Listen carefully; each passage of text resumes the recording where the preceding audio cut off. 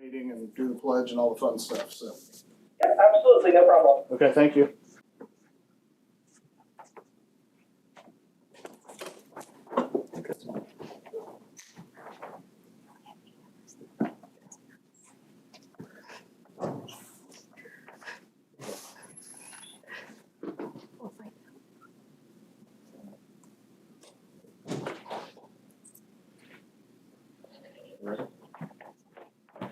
Yeah, it's fine. Yep. We'll call the meeting to order. Everyone stand for the Pledge of Allegiance. I pledge allegiance to the flag of the United States of America and to the republic for which it stands, one nation, under God, indivisible, with liberty and justice for all. Roll call, Russ. Brandon Earl. Here. Andrea Kreifels. Here. Sarah Lawrence. Here. Jason Newberry. Here. Jessica Seeliger. Here. Robert White. Yep. Pat Zika. Here. Next is the adoption of the agenda. I move we adopt the agenda as presented. I'd second that. We have a motion and a second. All those in favor say aye. Aye. All those opposed, say. Recognitions of patrons and staff. Nobody this evening. Move on to discussion items. Okay, so this evening, the board has an hour-long training on the on COMA, and so Lori Cope, who is an attorney at KSB, is here and can hear with our fancy speaker here in the middle. So we've been able to communicate back and forth pretty good so far. So if that cuts off, we'll get tech involved. But so Lori, I will turn it over to you. I don't know if you want the board to do introductions or if you just want to get started. I'll let you go. Okay, great. Well, good evening, everyone. I appreciate the opportunity to be with you this evening, even if it's virtually. Maybe that's better for everyone. Very rarely do people like to be in the same room with an attorney, which I 1000% understand. I appreciate Adam's introduction and everything. As he said, I am one of the attorneys at the Kansas Association of School Boards. I actually also have the honor of leading the legal department, so I get to kind of herd attorneys off and on and kind of try to do some of our long range planning and those types of things. So I've been practicing in school law since 2011. Was at KASB from 2011 till 2017, and then was general counsel for Topeka Public Schools for 5 years, and have returned to KASB in this position in 2022. So it's getting a little bit stressful to say how long I've been doing this now. I just realized the other day that I graduated from law school like 20 years ago in May. So I'm coping with all of that. It's fine, but so I've done this a time or two. But hopefully we'll be able to answer any questions you have. And really what we see COMA and CORA, so the Kansas Open Meetings Act and the Kansas Open Records Act, those are really kind of that foundation of boardsmanship of as you conduct yourself in meetings, making sure we're compliant with those laws is kind of what we're going to focus on tonight. So do we have any questions before we get started? I don't think so. All right, saving for later. Okay, such a talkative group. I know. It's a little weird. I'm kind of this disembodied voice on the other end of a computer, but we'll go ahead and get started. Feel free to interrupt if you have questions or anything I can do to help, but we'll go ahead and get started. So when we talk about the sunshine laws in Kansas, that's again the Kansas Open Meetings Act, or COMA as we often refer to it, because we love an acronym, or the Kansas Open Records Act, which we refer to as CORA. So Open Meetings Act was enacted to ensure that government business is conducted in the open, where interested citizens have access to the proceedings and the written records of the public body. So again, this is all about the public being able to see what you're discussing, what you're deciding, as their elected officials. And so we don't want those things being done behind closed doors when you're discussing a budget or you're discussing a policy or you're discussing something like that. Those are things that should occur in open session where the public has the right to hear. It helps that they be informed and involved. Open records is similar. It's to ensure that the public has access to information that forms the basis for that decision making. So at the open meeting, they may hear you discuss the budget, all right, and then they may ask for a copy of the budget. They may want to, compare and contrast those things. But they're hearing the discussion and then being able to actually go and see what that was. If they're anything like me, looking at the budget is not going to be very helpful because my eyes kind of start to cross when numbers are involved, but hopefully there are those that it would actually help. So that's kind of just the general overview of the purpose of the two laws, okay? So there are certain requirements that are specifically outlined in COMA, all right? It requires school boards to conduct business in an open public meeting.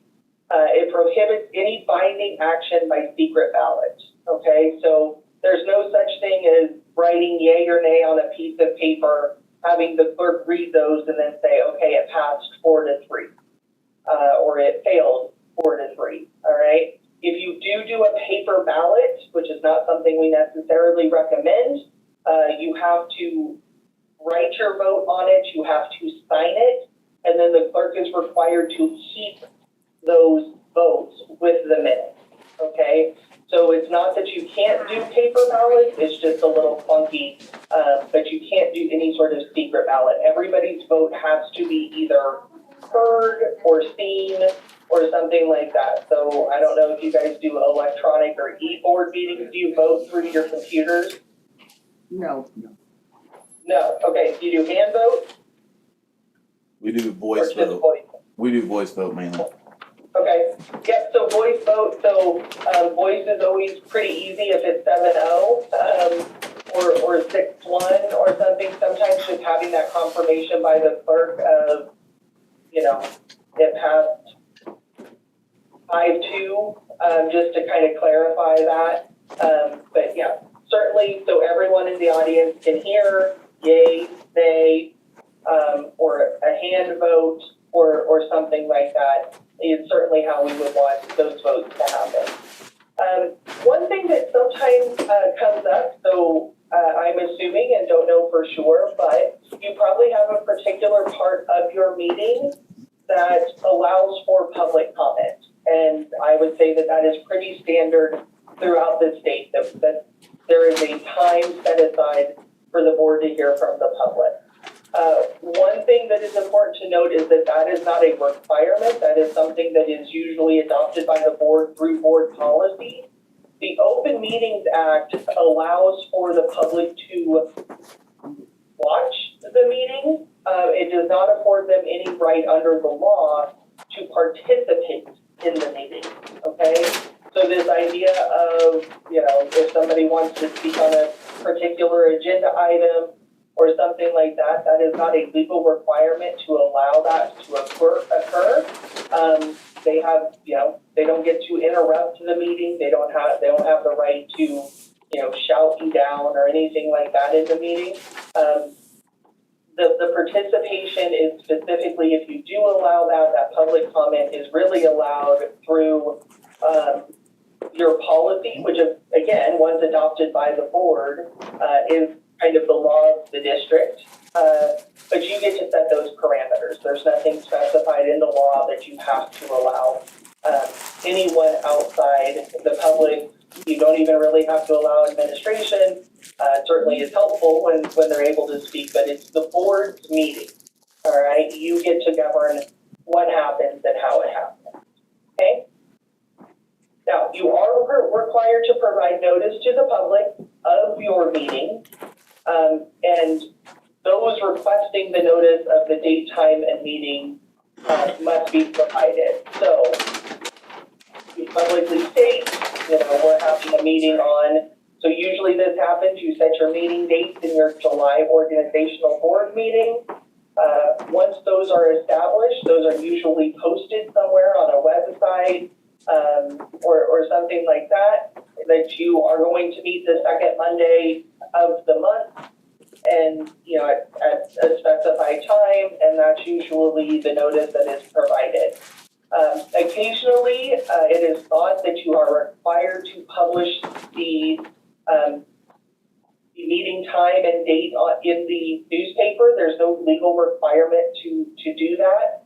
Now, your local newspaper may request notice of the date, time, and place of meetings, and they may choose to publish that, and that is perfectly acceptable. However, there's not a duty on the board to ensure that that is done.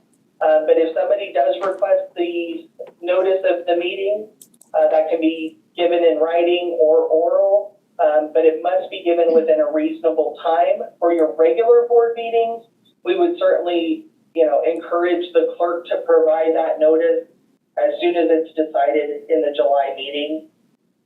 Give that notice and then just fill in with the special board meetings that may occur. Or if for some reason you needed to change the date. So let's say that instead of the Chiefs parade being on Wednesday, it happened to fall on a board meeting day, and all of you wanted to cancel the board meeting so you could go to the Chiefs parade. I can't imagine anything more stressful than being around that many people, but some people obviously really enjoy it. So, you would need to give them notice if a meeting had been canceled. Probably a better example would be if a snowstorm comes in and you need to cancel the meeting, or electricity's out, or no water, whatever it may be. If you need to cancel a meeting, making sure that that information is provided to them would be important as well. So, agenda. There's no legal requirement that the board have an agenda for their meeting. I am not aware of any school district in Kansas or a school board in Kansas that does not have an agenda or does not follow the agenda. However, if you have an agenda, you're required to make that available to the public. Now, there's no requirement that you have to provide it so many days or hours in advance. Typically, we would want to make sure that those are available through either copies if people come to the meeting. It's projected on the screen.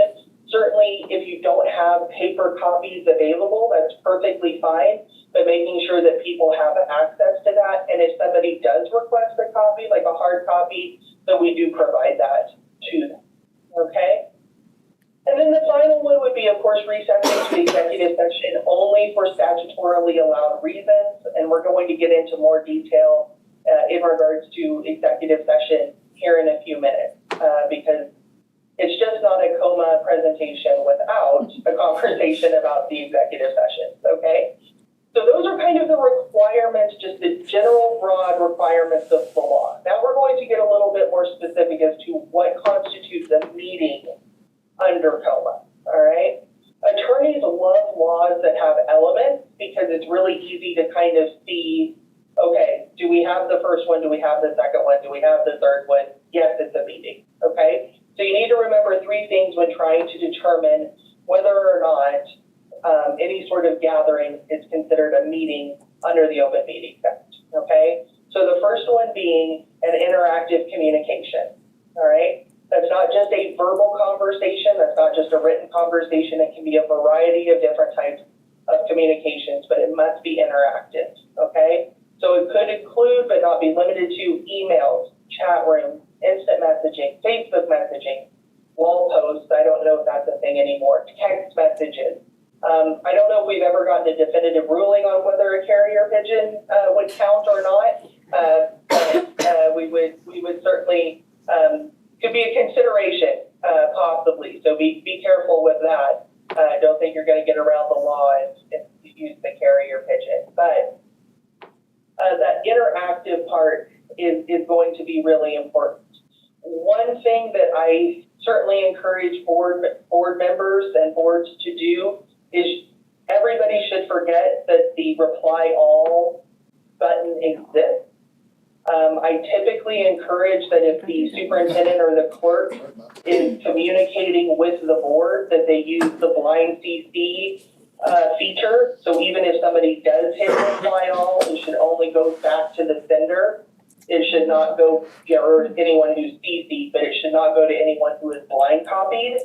But that reply all can get people in trouble really fast.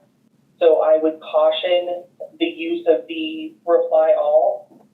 Typically, I would also encourage board members, let's say you read a really interesting article about a new, reading program or some new curriculum or something like that. You think it'd be really great for the entire board to read, or year-round school, whatever it may be. You read something that you think may be of interest to the board.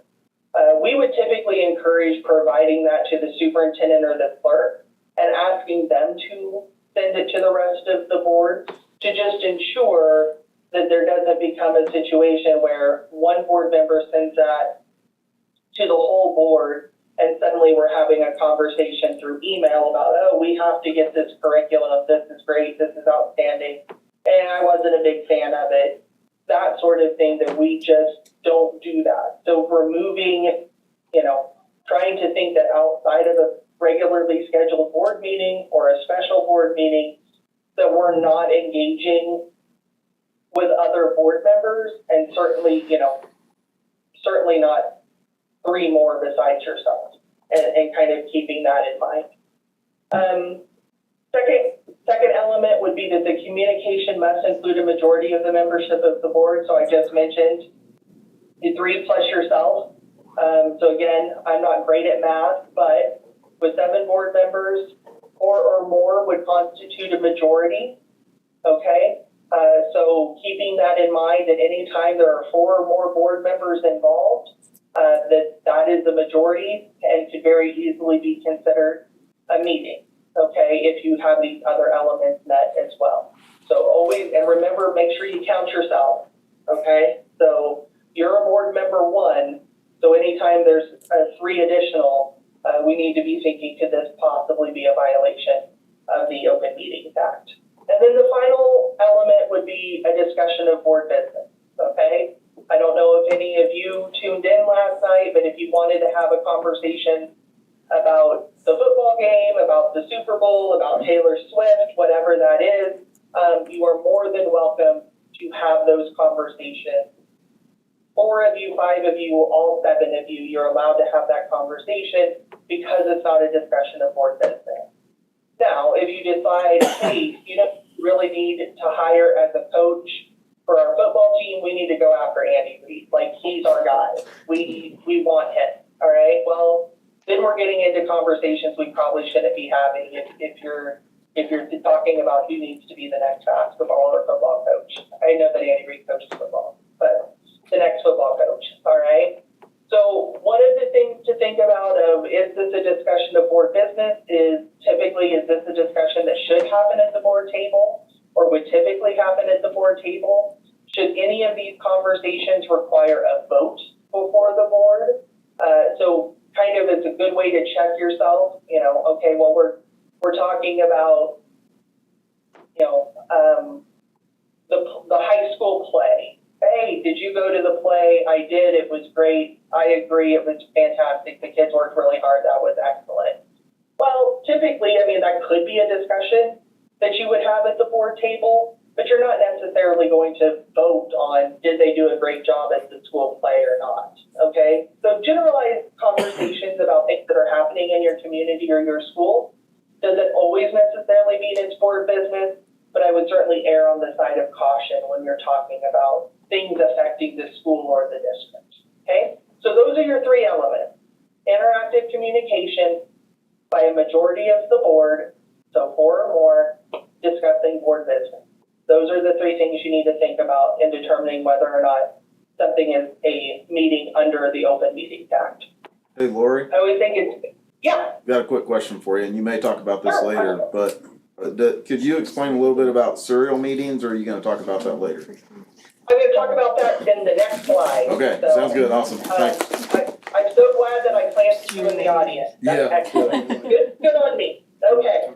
So I always think it's always good to kind of see different scenarios because these things don't happen in a vacuum. So sometimes giving a real world scenario can help people kind of visualize. Okay, so we have 4 board members who came to cheer on the high school basketball teams and happened to get a hankering for concession cuisine at the same time. All right, so after making their purchases, They congregate at the spot with the best vantage point to still see the game and start talking about the impact of coaching changes made recently. Is this a meeting?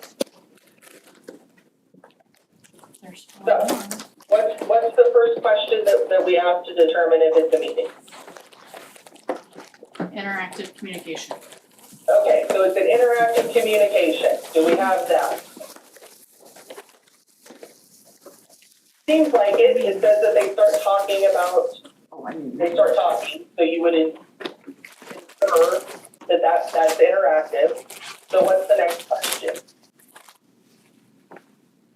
I'm gonna say it's gonna be voted on, maybe? Okay, so the next one would be, is it about board business? Okay, well, so they're talking about the impact of coaching changes made recently. What do we think on that? Yes. Yeah, okay, certainly could be. And then what's the final thing? So we have three. So we have interactive communication, board business. What's the third one? number of people. Number of people. So we have 4 board members who, are all standing around. Okay, they start talking.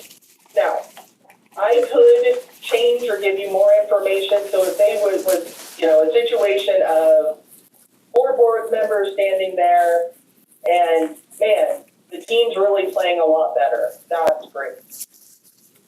I mean, somebody could possibly read into, oh, it's because of the coaching changes. Now, if a board member says, man, those changes have really made a difference. I mean, maybe would we vote to talk about whether or not those have impacted or had a good impact or a bad?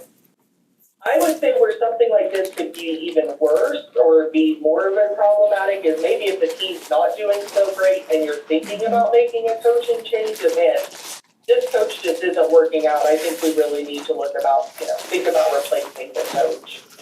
I think those are when we're starting to have conversations about personnel, programs, students, anything like that, policy. Those are all things that we would really need to, we should get out of this league and go to a different league, or whatever it may be. Those are the times where I would be really careful. One thing I would caution as well is, I'm sure I'm not going to tell you guys anything you don't know. I grew up in a small town, 4,000 people-ish when I was there. It's smaller now. But that sometimes the appearance becomes the reality or the perception becomes the reality. So just know that when you're at the basketball game, even if you're a parent, even though you're a community member, all of those things, when people see you at the board or at the basketball game, they see you as a board member too. Just remember that even if you're not just a board member when you're at the board table, people in the community, in the schools, they see you as a board member all the time. So being aware of kind of that appearance of impropriety, or, even if you're not talking about anything that would be related to board business, just being aware that people may think that you are is probably a better idea to not clump together in 4s or more if possible, okay? So just being aware of that. Sometimes experienced board members have said in the past, as we've been discussing these types of things, if I'm talking to 2 other board members and one more walks up, I just excuse myself from the conversation. I just, we're just not, I don't even want people to even think that there might be something going on. So just being aware of kind of what those things look like. Again, that's not a legal situation so much as it is just being mindful of kind of what the perception is. So, serial meetings. So, we kind of have those 3 elements of what is required. Well, quite a few years ago now, but for a while when the Open Meetings Act was first passed, there was not a differentiation in regards to what would constitute a serial meeting. So what that means is there's kind of this loophole.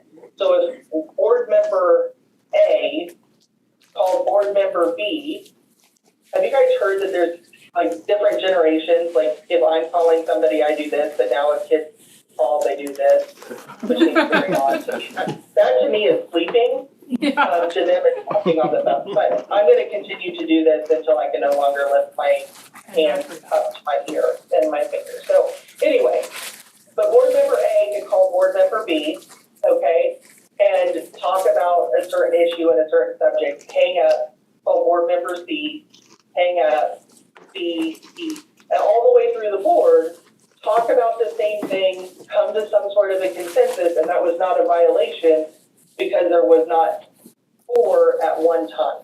They were different conversations. Well, somebody came along and said, hey, we think this is a loophole, this is a problem, and that's where the serial meeting piece came in. So it is now a violation or a meeting, quote unquote, under COMA to have a serial meeting. And a serial meeting it collectively involves 4 or more board members, okay? So the majority do not have to be present at one time, nor do all of the communications have to take place at one time. So we're not necessarily even talking about, you know, you would have to do a conference call or a Zoom meeting or anything like that where you're all on the same call. It could be 4 separate calls, all right?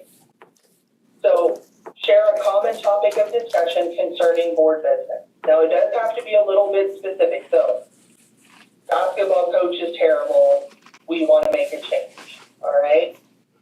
And it is intended by any or all of the participants to reach agreement on a matter that would require binding action to be taken by the board.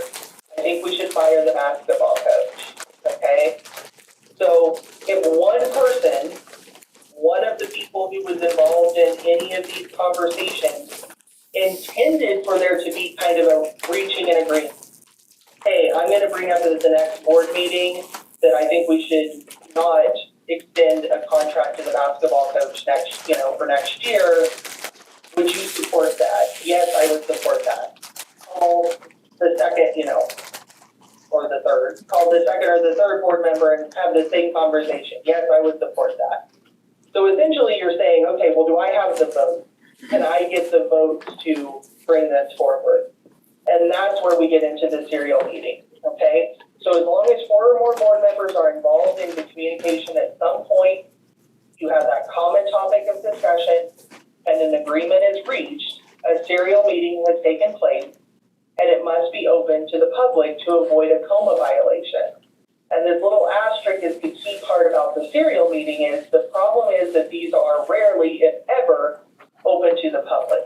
These are usually conversations that are happening kind of on the back end, and they're not that, because remember, we went through those things, what is required under COMA? We have to give people notice of the meeting. We have to be in a place, we're going to tell you when and where. So if it's, you're not going to be able to give notice of, well, I had a conversation while I was sitting in my hot tub, on Monday evening, while I was on the phone with 3 other board members or whatever it may be. So being very cautious with the serial meeting, I've never heard of a serial meeting complying with COMA. So that's where you can get tripped up if you're not careful, okay? Any questions on serial meetings? Because I know it's a little bit confusing. We try to break it down as much as we can. Okay, so I would say technology and social media and those sorts of things have kind of introduced a few possible stumbling blocks as we talk about open meetings. So kind of just another thing to discuss. So that let's say that COVID-19 highlighted the need for updated facilities at the middle school before you propose a bond issue to expand the facility. You take to Facebook and survey your friends about whether they would support this. Is this acceptable? So just from an open meeting standpoint, if you're just trying to get an idea from the community of, hey, is this something that would be supported? Do we think that's okay or no or maybe? I can't see you all anyway, so I don't know why I was trying to make you put your hands up. I mean, I kind of can, I'm hitting that age, guys, where I'm starting to have to do like the pulling things back so I can read them. It's very sad. What's even worse is I used to make fun of my parents for doing it. Now I'm doing it. It's just all very sad. So, but enough about me. So, is this acceptable? Well, again, I think if it's discussing, hey, want to get the feelings of the community, can you do that? I think so. The next question, if you have three other board members that are friends on Facebook, is that a problem? I think we're getting a little closer to the line and a possible problem or violation. As soon as three of them engage, even if it's just a like or a smiley face or whatever it is, if they engage with that in some way, or what if they put a thumbs down? I don't know that there is a thumbs down anymore. See, I'm showing my age.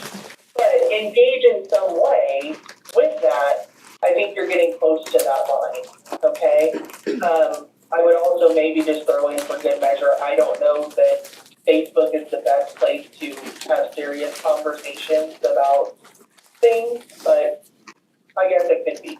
But I would be certainly careful about that. And then the second one, having a discussion at the last board meeting about bug challenges, you post an article on the issue supporting your side of the argument, and you tag other board members and the superintendent.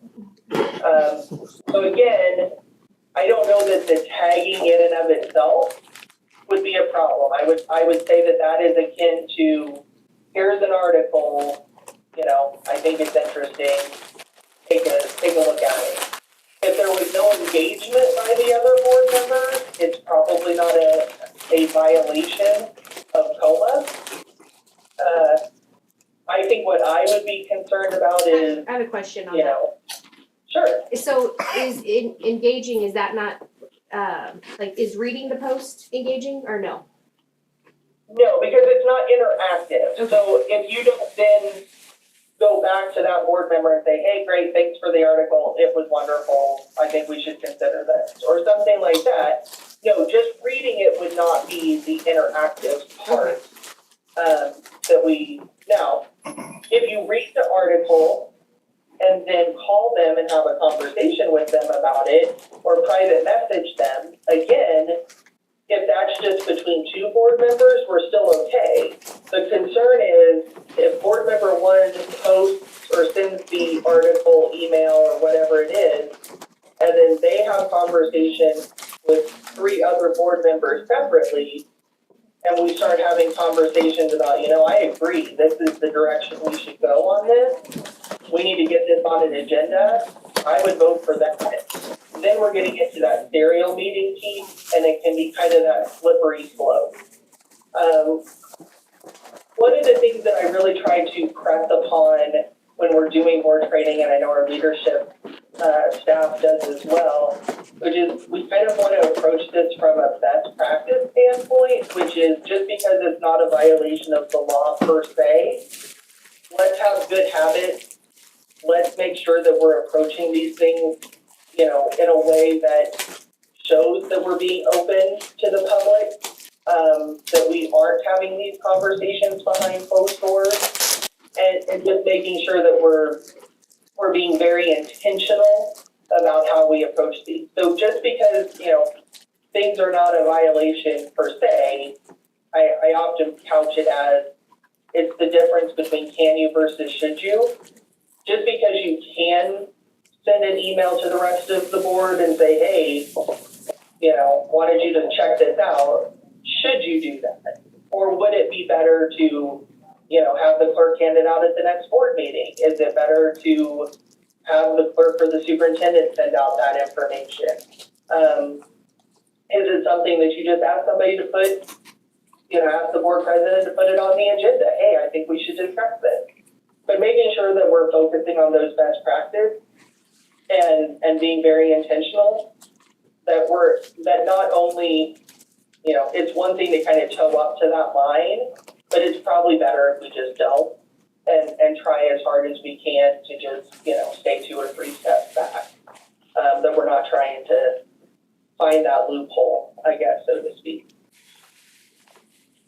So that kind of got into serial meetings. So the last type of meeting is, of course, the special board meeting. So it can be called by the president or by 3 board members, one or the other. Each board member is entitled to 2 days written notice of the time, place, and purpose of the special meeting. All right. Sometimes people get confused thinking that members of the public have the right to that. The 2 clear days written notice is only for board members. All right. And board members can waive the right to receive that advance written notice. All right. 2 clear days notice means that if you decide on Monday you need to have a special board meeting, you have to wait Tuesday, Wednesday, and Thursday is the earliest that you can have that special board meeting, unless you get 4 that will consent to waive that advance notice. Okay. I would say most of the time, if you're having a special board meeting, it's usually because something fairly emergent has popped up, and it may be necessary for the board to waive that notice. All other persons requesting notice are entitled to receive personal notice of the special board meeting. So it could be an email, it could be a phone call. You could go knock on their, the clerk could go knock on their door. I could see that might be a little bit awkward, but certainly a viable way of going about it. What we would not want to do is if we're having a board meeting, let's say Tuesday morning, we decide we're going to have a board meeting at 5 o'clock that evening, we should not be putting notice in the mail. We need to make sure that we're attempting to contact them in a way where they can get that information in time to attend the meeting. And that notification should be given within a reasonable time. So the term I use is as soon as practicable. So if the clerk gets notice that, at 9 a.m. on Tuesday, we're having a meeting at 5 p.m. that same evening, as soon as that notice gets out to the board, I should be calling those people, 9:30, 10 o'clock. We certainly should not be waiting until 4:45 to give people notice. Now, if you call, leave a message, you send an email, the clerk sends an email, whatever. I would certainly keep track of the ways that you attempted to, and I would probably continue to try to contact them. But we shouldn't be keep it in our back pocket. Another thing is if you decide on Monday to have a special board meeting and you don't do the waiver, you are doing it later in the week, or at a different time, you should give it to them again as soon as practicable. You don't wait until the day of to get that information. So that's a special board meeting. And I don't know that it's on here. It should be on here, but it's not, and that's my fault, is that once an agenda, so a special meeting is for a particular purpose. Once you have set the agenda, special board meeting, you cannot change the agenda. Once the agenda is set, it's set, and you can't change it. Okay? So keep that in mind. All right, executive and closed session. So I kind of mentioned this earlier. You recess to executive session. You do not adjourn to executive. So you're not shutting down the meeting. You're just recessing the regular open portion of the meeting to go into executive session. You have to include in your motion a subject, a justification, and when the meeting will reconvene. And it's not just when it will, but also where it will. So those 3 requirements down below. A statement describing the subject to be discussed during the closed meeting or executive meeting. The justification listed for what justification you have, and I have some examples that will explain it a little bit better. And then the time and place at which the open meeting shall resume. And it is required by law that the complete motion must be recorded in the minutes and maintained as a permanent record. It is not uncommon for boards, if they're going to have an executive session, that the actual motion is included in the agenda. That's not completely uncommon. So just keep that in the back of your mind, but it has to be recorded in the minutes. No binding action can be taken during closed session or executive recesses, and they shall not be used as a subterfuge to defeat the purposes of COMA. So there have been times in the past where I've gotten a phone call from a board member or a superintendent that's like, hey, can we go into executive session to discuss this? And we're like twisting our way 3 or 4 different, turns to try to make it fit. And it's like, no, if you have to try to justify 3 or 4 different ways to go into executive session, you probably can't, and you shouldn't be trying to. So we should stay pretty close, not pretty close, we need to stay close to the reasons why we can go to executive session, and it's not a time to start stretching, trying to find a way that you can go in there. The last piece being that only the board has the absolute right to attend executive session, okay? Others may be invited into and can attend by invitation. I would also include that in your motion. So if you're going to include the superintendent or the attorney, that should be included in there, to include them. And I have an example here that I'll show you in a moment. So there are more than just these 7 reasons that under the law that a body could go into executive session. But these are the 7 that I think come up more often for boards, okay? So non-elected personnel, consultation with an attorney on matters deemed to be privileged, okay? Actions adversely or favorably affecting a student, employer-employee negotiation, preliminary discussions of the acquisition of real property, school security matters, and then data relating to financial affairs or trade secrets. That last one, okay, is very, very, very narrow. And unless we're talking to a vendor or something that has such a super secret trade secret, like the recipe for Coca-Cola, we're not going into executive session to talk about that. If you're thinking of going into executive session to discuss financial affairs or trade secrets, give one of us a call and make sure that we're not reading that too broadly. Because there are times where vendors will be like, oh no, this is very private. And it's like, no, it's really not. Okay, so be careful with that one. Another one that sometimes trips people up is this acquisition of real property. If you're going to sell property, that has to be done in open session. That's not a private conversation. That's not an executive session conversation. Another one that sometimes can get tripped up, if you want to talk about like a board vacancy or another board member, those things need to be done in open session because non-elected, you guys are elected. So you don't fall under, and you're not personnel per se, you're the board. So we have that come up. And then finally, the consultation with the attorney. I have had the phone call before of, hey, could you hop on a phone call tonight, for an executive session? Sure, what are you guys going to discuss? And it's usually, well, we would like to talk about the board vacancy, or we would like to talk about, this or that, the sale of property, because man, people are going to be really upset, or the closure of this building. We want to talk about a building closure.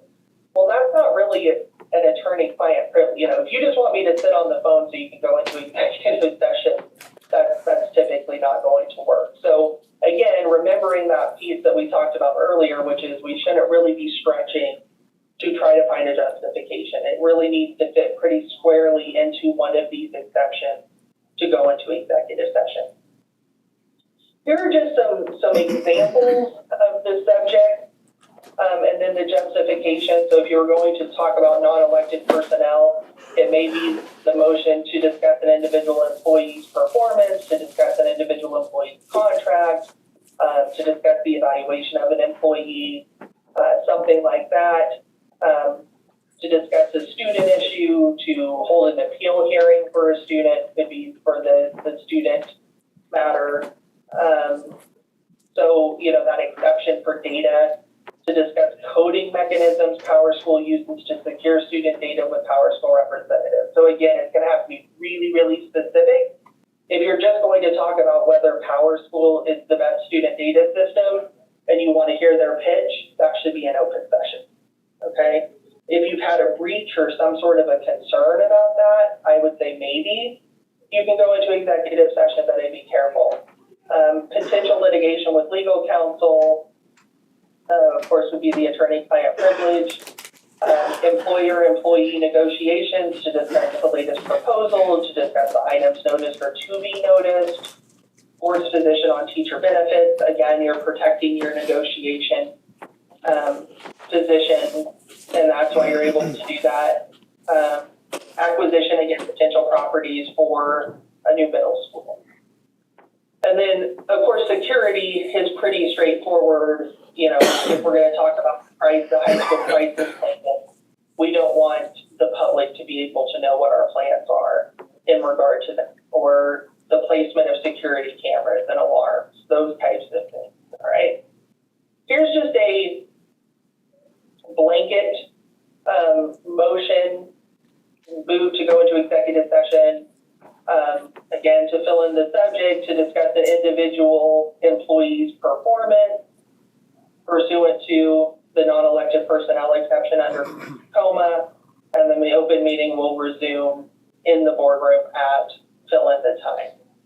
Okay, so one of the things that I would just a little, this is more of a Lori annoyance than any, and I don't know that it's really an annoyance, but I really like it when boards give a specific time, so we will resume to open session at 6:15, at 7:30, as opposed to 20 minutes or 30 minutes, especially if the board is the one that is moving from the room, because the question then becomes, well, when does the 20 minutes or the 30 minutes start? Does it start from the time that the motion's made? Does it start from the time the board is all convened? Does it start after everybody's had a chance to go to the bathroom, get something to drink and something to eat? Is that when it starts? So I, you know, again, the purpose of giving the time is so the public knows when the meeting is going to resume. So just being specific on just a time would be better than just a, 20-minute, 30-minute, hour sort of thing. So the whole purpose of the reason you're able to discuss those matters in executive session is because they have been identified as things that should be private or confidential, okay? So not only are board members, but anyone invited into executive session must not disclose the matters that were discussed in executive session to anyone. That includes your spouse, your children, your mother, your brother. I've made the joke, you might be able to tell your goldfish, but make sure that nobody else is around and listening. And even then, I don't know that I would love that. So, and that's also employees. One of the things that, we often talk about, well, can we invite parents into executive session? Can we discuss, invite patrons? Well, certainly the board has the right to invite whoever they wish into executive session, but we would caution not having full conversations in front of those individuals because we have no authority or ability to make sure that they don't disclose what's discussed. So if you're going to invite a parent or a student or a patron, let them come in, say their part, and dismiss them before any sort of deliberations or conversations occur.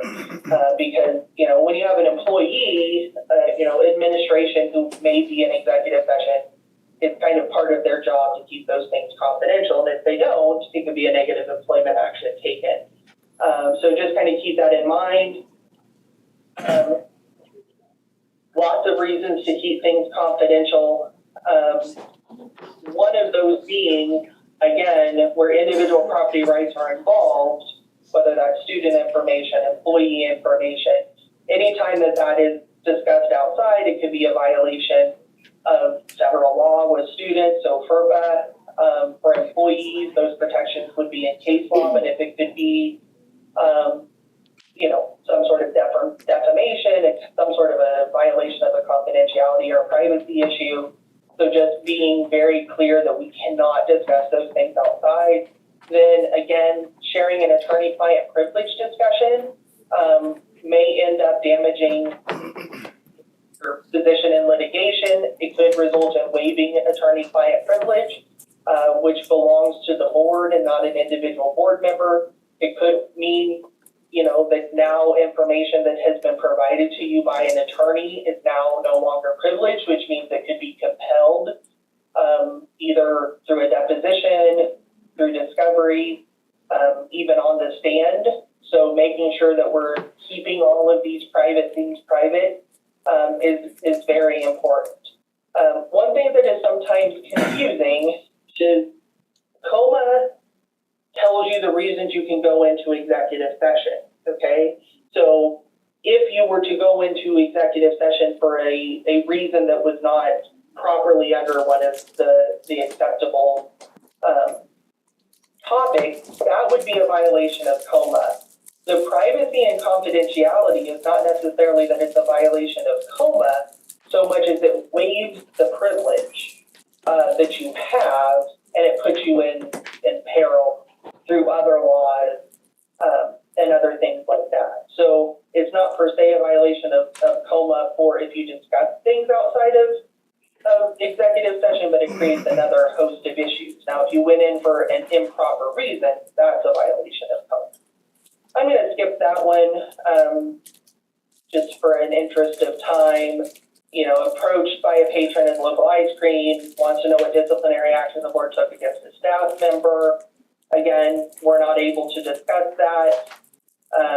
Anything that you tell that patron is eroding that confidentiality and those sorts of things, so be very careful. I often say once you're elected to the board, you get all, you get the best stories that you can't share. You're going to get a lot of information like, ooh, that's a juicy one. And you just are not allowed to share that with anyone outside of executive session. The evaluation of licensed staff, you're only responsible for evaluating the superintendent. Boards sometimes do self-evaluation as a best practice. We would encourage that. Administrators evaluate all others. So your superintendent's going to evaluate your principals and your district, your school level administrators. Principals are going to evaluate teachers. Supervisors evaluate others. There's policies and your negotiated agreement that outlines this, including state statutes that includes that. I want to highlight that the board reviews personnel records only in executive session. So if you have a spare afternoon and you're just like, oh, I know what would be fun, I'm going to go look at employee, evaluation or personnel records. Outside of a regularly scheduled board meeting or a special board meeting, you do not have any more rights than any other patron to come and review information. You very well, you do have the right to review it as a board, but just, as an individual, your power is gained as a board member, 1 of 7 in a board meeting as a whole. Your authority is sitting with the board. So just be aware that that's really, you're going to review those things in executive session, not outside of them. So this usually gets people's attention a little bit. Why is this important that we comply with all of this? Well, any action taken by the board not in substantial compliance with COMA may be voided by the county attorney or attorney general within 21 days of the meeting. So they could come back and say, nope, that action, you thought you fired that person, or you thought you kicked that kid out of school. Nope, you didn't, or you approved that contract. Nope. So being aware of that, a violation could be grounds for recall or ouster from office. Now that would be something that would be started by voters or electors in your district, but that is something that probably the thing that's most likely to happen is if there's a alleged violation, it would be filed with the Kansas Attorney General's office, and if they are found to be liable, individual board members would be fined up to $500 for each violation, and it's not payable by the district. So that would be your own personal finances that would need to pay that. Just some general meeting procedures. So quorum and rules of order, you have to have 4 board members for a quorum, so 4 to have a meeting, and then 4 to take any sort of action. So you have to have 4 affirmative votes to take any sort of action. Even if you only have 4 board members that day at the meeting, it has to be 4-0 for anything to happen. So just keeping that in mind. If you have 5, it has to be 4-1. Or, so if there's a 3-2, no action was taken. So keep that in mind. We do not recommend Robert's Rules of Order. 1, it's not required. 2, there's some provisions in Robert's Rules of Order that are in conflict with state law. So obviously state law is going to trump that. So we just don't recommend it. 1, it's clunky, it's overly procedural and just not needed. So we recommend, motion, second, vote, discussion, vote, just something like that. Again, we mentioned voice vote, show of hands. Paper ballots are not recommended for what I discussed earlier. The public must be able to see or hear, or usually both. But if you're there, they're going to see you, they're going to hear you. Board members can attend. If they're not present, they can attend by phone, they can attend by computer. The rule is everybody must be able to hear and be heard, okay? So if you're voting, they have to be able to hear you or see you in some way, shape, or form. There can be no proxy or secret ballot. You can't send somebody to vote for you. You can't tell the board president how you're going to vote and let them cast it for you. None of that is allowed. Our policy, if you adopt the KASB recommended policy, it says it must be a yes or a no vote. If you do abstain, so you stay for the vote, but you remain silent and do not vote yes or no, that is counted, that is recorded as a no vote. You did not vote no, but it is recorded as a no vote. Conflicts of interest, there are 2 different types. So there's a legal conflict, it's outlined in state statute as to what would constitute that. The easiest way to explain that is if you're going to have a considerable monetary or contractual interest in the matter, then that could be a legal conflict, and it is essentially I believe it's a misdemeanor if you were to violate it. Typically what we're dealing with more than that are what we would call equitable or moral or ethical conflict, which is, one of the examples I had one time, which this wasn't really a conflict, I'll give one that is, or what I would think would be, is there's a motion for a board member's spouse to be hired as the new high school principal, let's say. I would say that that is an equitable conflict of interest. They should not be voting on that. It makes other people uncomfortable. Can we really be honest? Whatever it is. So I would try not to, I would say if somebody called me and say, is this a conflict? I would say, yeah, you need to declare a conflict and not vote on that. Now I've had situations before where somebody's called and said, hey, my best friend since childhood is up for, bid on something.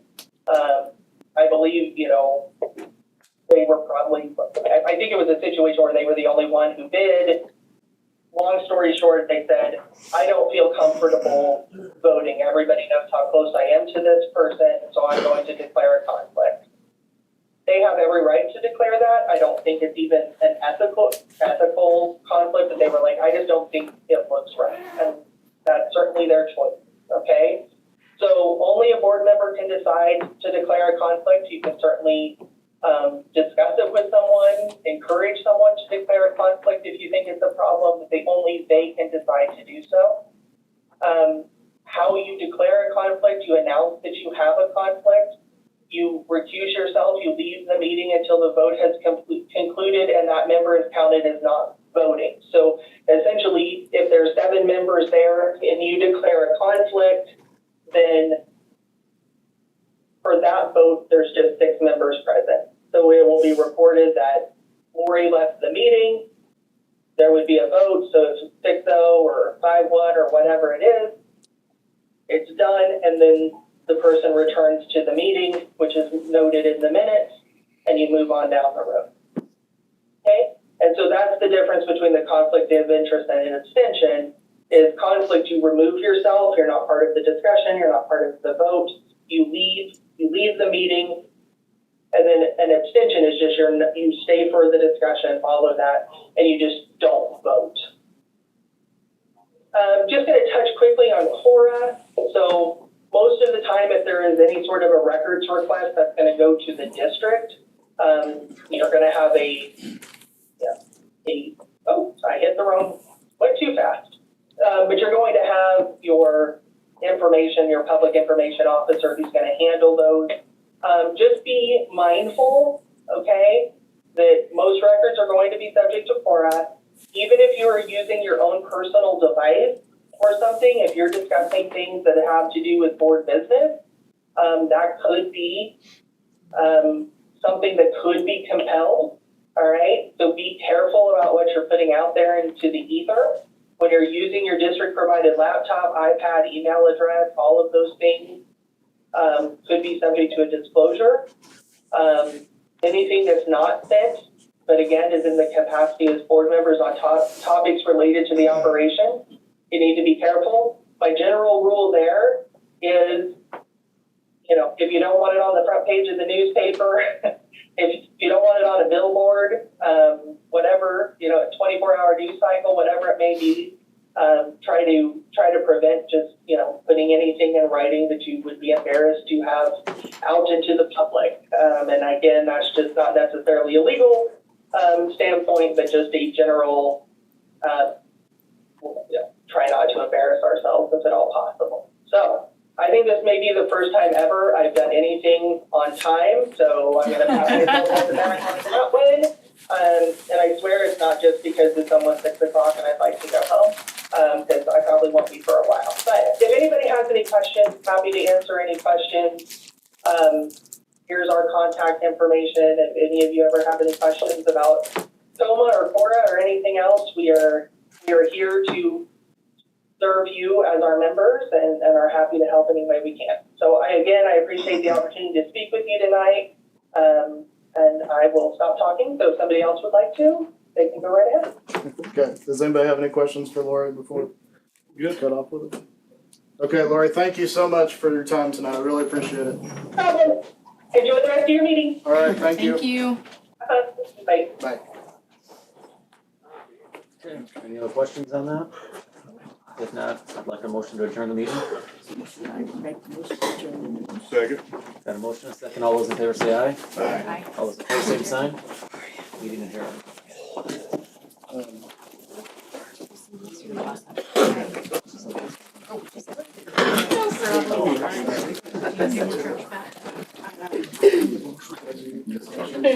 Did she tell you that?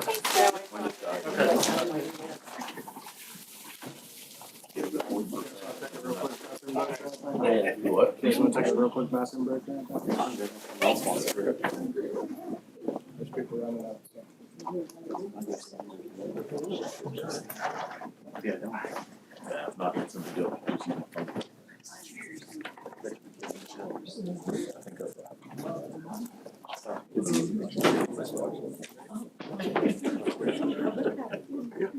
Yeah, for sure. No, I was so hot when I first seen it. I'm like, why did I wear this? It's like, Because maybe right here. this is where I Yeah, you pull it up. I can sit there. when I was fine. I don't like Yeah.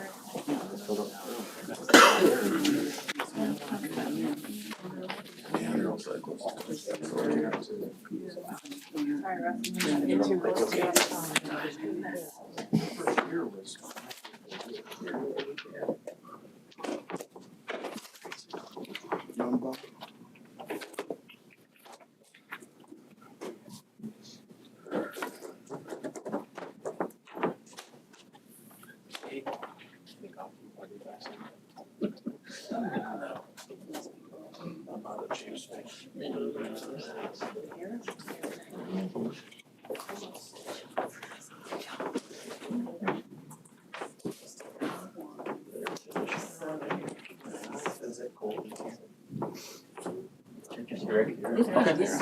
Let's go call this meeting to order. We get a call to order? Roll call. Yes, please. Brandon Earl. Here. Andrea Kreifels. Here. Sarah Lawrence. Here. Jason Newberry. Here. Jessica Seeliger. Here. Robert White. Here. Pat Zika. Adoption of the agenda? I would like to add, if we could, to executive session, if we could, discuss negotiations. We have a couple newbies. I know that's normally a March thing, but I think we could get a little update on what happens and maybe start that earlier so you can have time to think.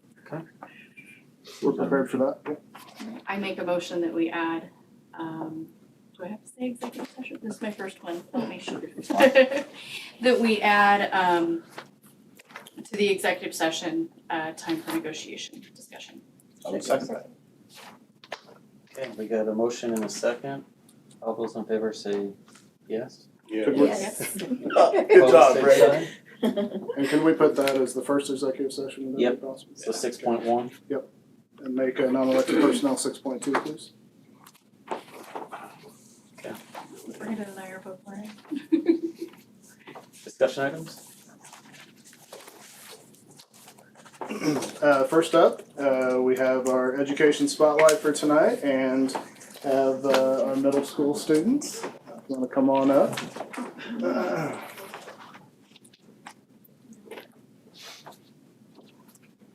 Welcome, thank you for being here. Darcy, are you good? Yeah.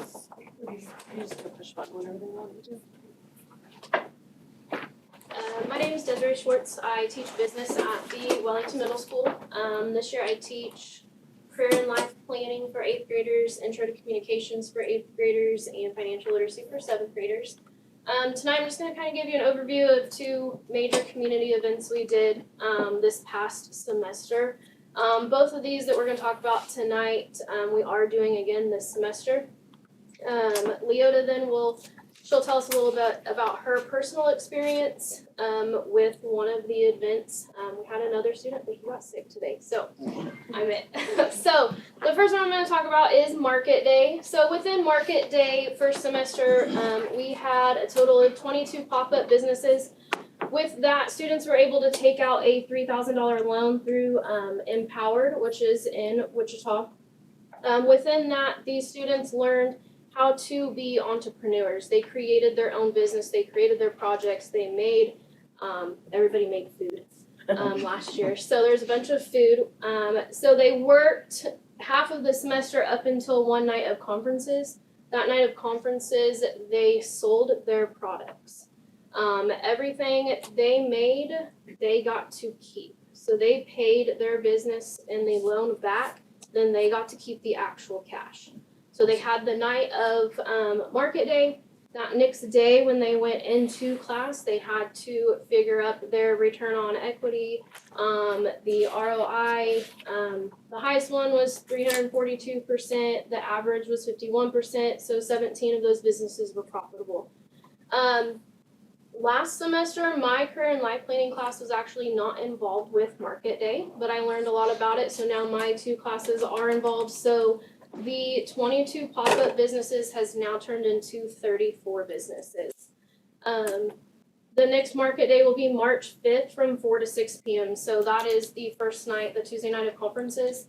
So all of these students, they will have their businesses set up. You can come in, buy their products, see what they've been working on. Then on the 6th, they will come to class and figure out how much they actually made. They do get to take that cash home that day as long as they made that profit and can pay their loan back. The neat thing about Empowered that we work through is if the groups that don't make a profit, they don't pay anything out of pocket. So if they take a loss, they're not paying out of pocket. Their parents are not paying out of pocket. Empowered knows that, and they don't want the students or their parents to be at a financial burden with that. So we strive for them to get that profit because at the end of the day, kids love to go home with cash in their hand. So, next thing we'll talk about is the CTE showcase. This was at the very end of the semester. So the classes within it were career and life planning, introduction to communications, financial literacy, applied digital skills, business essentials, all 3 FACS classes, and the art classes. within the showcase, we just had every class display their projects or the main ones they wanted to. It was up to that individual teacher of what they wanted to be displayed. It was set up in the hallway. Students were there and they talked about what they learned. Community members came in, parents came in, other staff came in, and it was kind of neat to see the students' faces light up and be proud of what they have completed. I'll let Leota talk a little bit about what she did and what she showcased for career and life planning. For career and life planning, we showcased what career we would like to strive to go for, what colleges we would like to go for, and just planned our whole life out just to, like, see where we're going to go, see what we used to do and what will progress later on. We learned about soft skills and resumes and cover letters. We learned all of those before the CTE showcase. We also did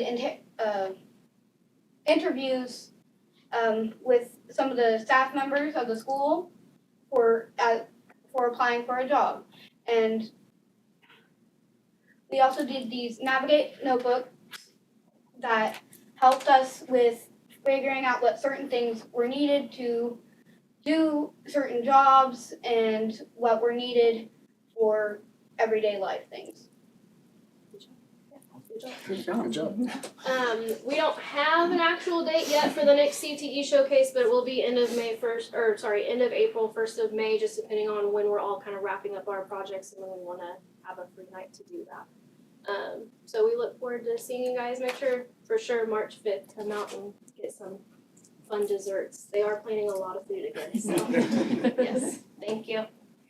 Thank you very much.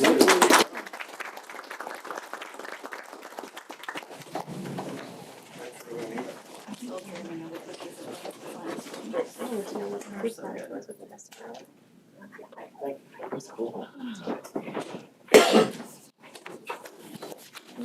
Alright, Adam, community building locker room donation drive? Yes, so we have 2 agenda items tonight for talking specifically about the community building locker room drive that has been we're moving towards. And so, as you know, we have a committee. The board representation on that committee has been Brandon Earl and Pat Zika. And so for quite a while now, I've been working with the city of Wellington and some of the city council members and the city manager to come up with a design that I think the committee is really proud of. Last month, then, you approved the contract with the architect to move forward. And Vince is here tonight. He'll be up here after a while further down the meeting. But the renderings are great. I think everybody's really proud of that work. And so tonight we have had a number of people across the community mention, at least, we don't know what reality will be, but mention that they are interested in possibly donating some of their personal money to help out with this project for the community. And so we are opening up a donation drive as of tonight, both from USD 353 and the City of Wellington. And so in your packet, you'll see some of the materials that got put together for that. There is a QR code so people can donate small to big amounts electronically. People can also come in and obviously give cash or check to the city or to us. There's an account that has been opened at Impact Bank here in the community. All donations, and there will be nothing else in that account except all donations will go directly into that account. And if you do use the QR code, then your money will go directly into that account. And the checks and balances that are involved in that is the treasurer, which is Jared Brown for the USD 353, and the treasurer for the city. We'll be working together to make sure that all those donations are tracked and monitored by both parties. And so that is all set up and ready to go. So we're looking to push that out. But to kick that off, we have a special person here tonight. And Betty, you want to come up? Betty Zika is here this evening and wanted to briefly talk to the board. So, Yes, thank you, Adam. yeah, you're welcome. Yeah, my name is Betty Zika. I'll tell you a little bit about myself. I grew up in Wellington, went away to college, and lived in Hutchinson 31 and a half years. I moved back to Wellington in 2011. I love Wellington. I love our schools. I love the town, the athletics, the parks, just everybody in Wellington. So I'm real happy to tonight make a donation to this long-awaited and much-needed project. I know when I moved here, I remember Colby showed me some drawings of something that he thought might happen, and like I said, that was 2011 or 12, I don't remember exactly, but so I'm glad that it's happened. I thank the committee and I thank the city and the school district for all they've done. I see it as an investment for the community, not only for the football program, but tennis and the community. The Kansas Wheat Festival and school reunions, class reunions, any kind of projects, and who knows what else might be able to use that. Absolutely. So I just think it's a really neat deal, and I'm happy to present a check, and I hope that others will do that. It's my hope they'll have the incentives to do that and maybe follow and make Wellington the best it can be and make everybody proud of Wellington. I think this will be a real feather in our cap getting this facility. So I'm happy to present this check, $15,000. Wow, that's amazing.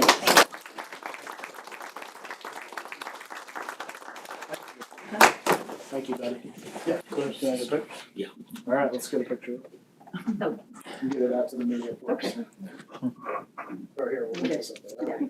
We need one of those giant chips. Yeah. All right, here we go. Okay. Cover your Okay. Oh, You can have that. Hey, I left it blank, so don't put your name in there. I think it might be noticed. Make sure It might be somebody noticed. puts it Yeah. I got account number too. Yeah, here, it's going to Darcy, that's where it's going. Okay. Thank you, Betty, so much. Thank That's you. great. All right, next up, building rental request. Yes, so this evening, one of our old board members, Jackie Glasgow, is here, and so she is part of the Wheat Capital Quilt Society. Every year, this has been a recurring request. Every year, the Quilt Society has an event during the Wheat Festival, and Jackie's here tonight to make that request to use the middle school auxiliary gym as a showcase for the Quilt Society's work. And so just need to send them essentially, if the board approves that, then we need to send them over to the middle school to get the paperwork filled out, and it'll be a done deal. So, Jackie, is there anything you want to say? Well, of course, I always love to give a few words. Yeah. I have an audience tonight, so it's great to see so many friends here this evening.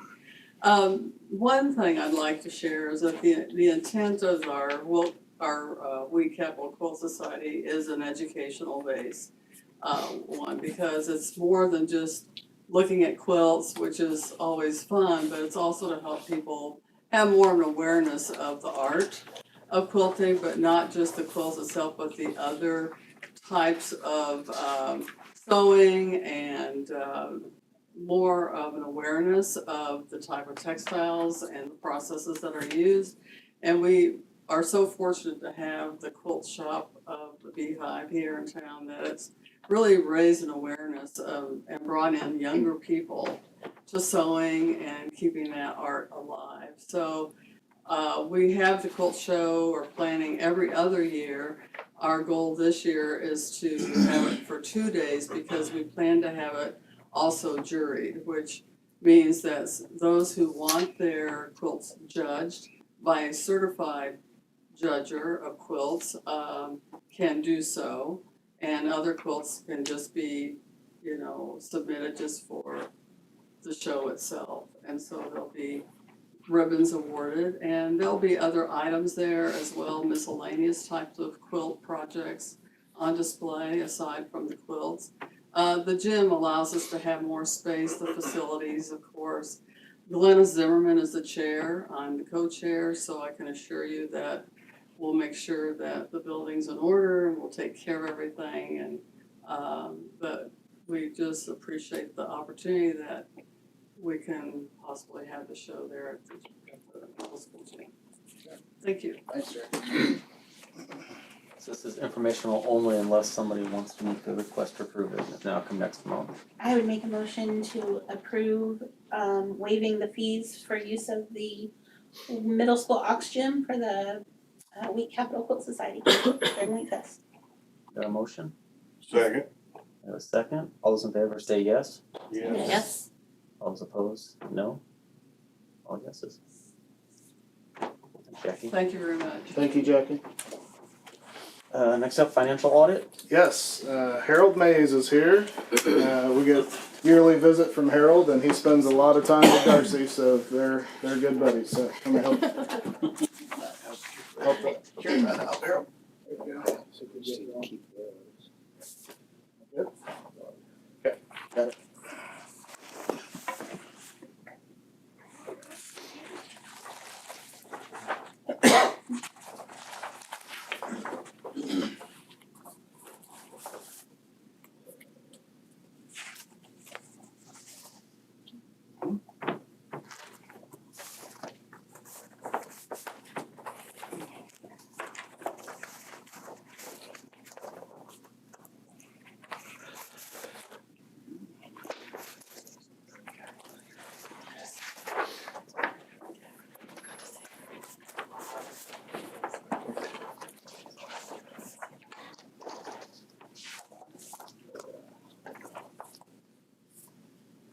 You have this on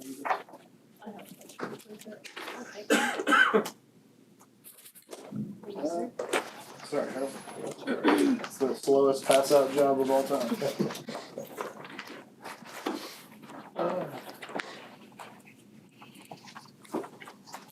Okay, if you turn past the table of contents, the independent auditor's report says page 1. This is our part of the report of the financial statements, the numbers being the school district numbers. You opt out of GAAP basis, generally accepted accounting principles, on an annual basis to statutory basis. However, your record, your financial statements are a matter of public record, meaning that they're shown in Topeka. We have to give them a copy, and they keep them on file. So because of that, someone who's not familiar with the school district, we have to tell them that you're not in accordance with generally accepted accounting principles, which is what that second paragraph is doing. However, we do indicate that we've given a clean or unmodified opinion on the basis, regulatory basis of accounting, which is the statutory basis. That being said, the other parts of this first page, basically you're telling why we have to give an adverse opinion, again, because you're not generally accepted accounting principles. But again, your statutory basis, which is appropriate, and that's what most school districts do. Okay, there's very few that do the full GAAP basis. Management's responsibility is to make sure that financial statements are fairly presented as far as the numbers go. Our responsibility on the second page is to perform the audit, exercising professional judgment, identifying and assessing risk of material misstatement, obtaining an understanding of the internal controls, evaluating the appropriateness of the accounting principles used, which is statutory basis, and concluding our judgment that the financial statements of the district and the ability of this district to continue as an ongoing entity into the next year. And that's what those do. I'm still on page 2, but the report on supplemental information up front is basically a summary of all the funds. The detail of what makes up the revenues and expenditures of those funds is presented in the back behind the footnotes, and that's what that paragraph is telling you. And it's also telling you that we audited those and that we feel that they are also fairly presented. Due to the fact that you receive so much federal funding, that last paragraph is telling you that we also have to give an opinion based upon governmental auditing standards, and also have to give an opinion on major funds that we do an audit for. Last but not least, page 3, there's quite a bit of information in the back that shows one fund compared to the previous year's activity, and we indicate that previous year activity that's presented is fairly stated. So, getting to the numbers, page 4 and 5, we see all of the funds listed here, showing kind of a summary, taking you from beginning unencumbered cash through receipts and expenditures to ending unencumbered cash, and then reconciling that back to the cash in the bank, which is what that far right-hand column is doing. For the year, you started at 7 million, just a little over 7 million in unencumbered cash, and you finished the year with 7,648,000. So you're up. Both capital outlay, special education, and the bond and interest funds were the ones that were up the most. General fund is one of those funds that you always try to keep at zero, and that's where it's at. There was a slight increase in supplemental general. And you're going to see a big negative number down there in federal grants. Unfortunately, most of the federal grants have gotten to the point where you do the work and then they pay you. So you're always getting reimbursed after the fact. And due to the fact that we don't show receivables, we just show cash receipts.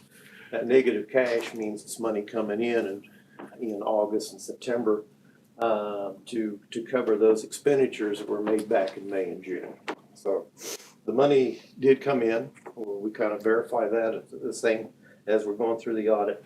And you are sound there, even though that number looks pretty big with 1.2 million. The ESSER funds, which is funding mostly through this COVID activity that we've been through lately, requires this reimbursement type situation. And also this is some big dollar amounts that they were funding projects for, from clean air to, assistance with the kids, that type of thing. Page 6 and 7, you start getting into the footnotes. I'm not going to speak too much about them. They're basically for someone who's not familiar with the district and telling them how the district operates and handles investments and disbursements. On page 9, though, you do see long-term debt, and you see that it started the year at 22,670,000. We had 1.9 million in payments, so we're down to 20,735,000. And then you can see that that's of the next 5 years, you got 1.9 million to 2 million, and then back down to 1.4 million that's due. The last 3 columns are basically showing you the total and what's due in 5-year increments after those first 5 years. So that's the reason those numbers are bigger. Let's see. I guess one of the numbers I always try to clarify for you a little bit is on page 12. Under capers, the state tries to allocate as much of the liability for the fact that they've underfunded it to every school district, city, and county in the state. So they're saying that your portion of that is 15,550,914. That's the only place that this number appears. It's not a part of your expenses that are shown in all the funds because it's due over time. You're never really going to owe exactly that amount because there's a lot of calculation that goes into that, trying to determine when a person starts, when they're going to die, and then kind of present value and that back to today. But it's never going to come due at any particular time. You're also going to see in that footnote quite a few references to the year before, December of 21 and June of 22. That's because what we have to do is look at the last audit that's available on capers from the state in order to put these numbers in this report, and they're always running a year and a half behind. So the latest year they did was December of 21, working on, finishing up 22 for 23. But it's not available at the time these reports are issued, so we have to go back to that 21 that they ask us to put in the report. Page 14 and 15 are your comparison budgets. And as I usually indicate, what you don't want to see in that right-hand column, the very last one, is anything that's over budget, and you don't have any funds that are over budget. Just to explain a couple of the other columns, the certified budget is the budget that you work on and publish, or get ready to publish, I should say. The adjustment to comply with legal max is the state telling you what you're gonna end up budget-wise. So that's where their reduction comes in. Adjustments to qualifying budget credits is money that you receive that wasn't budgeted for. So that would be federal grants, contributions, all that type of thing would be something that ends up being a qualified budget credit and increases your budget expenditures overall. And then you get to compare that to actual expenditures. General fund on page 16 and 17, we went from 11,000,005 in receipts last year to 12,000,007 this year. State sources, general state aid and special ed are both up in terms of state aid.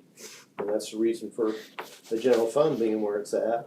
You're gonna see a large decrease in salaries in the general fund on that, about a third to not quite half the way down from the year before.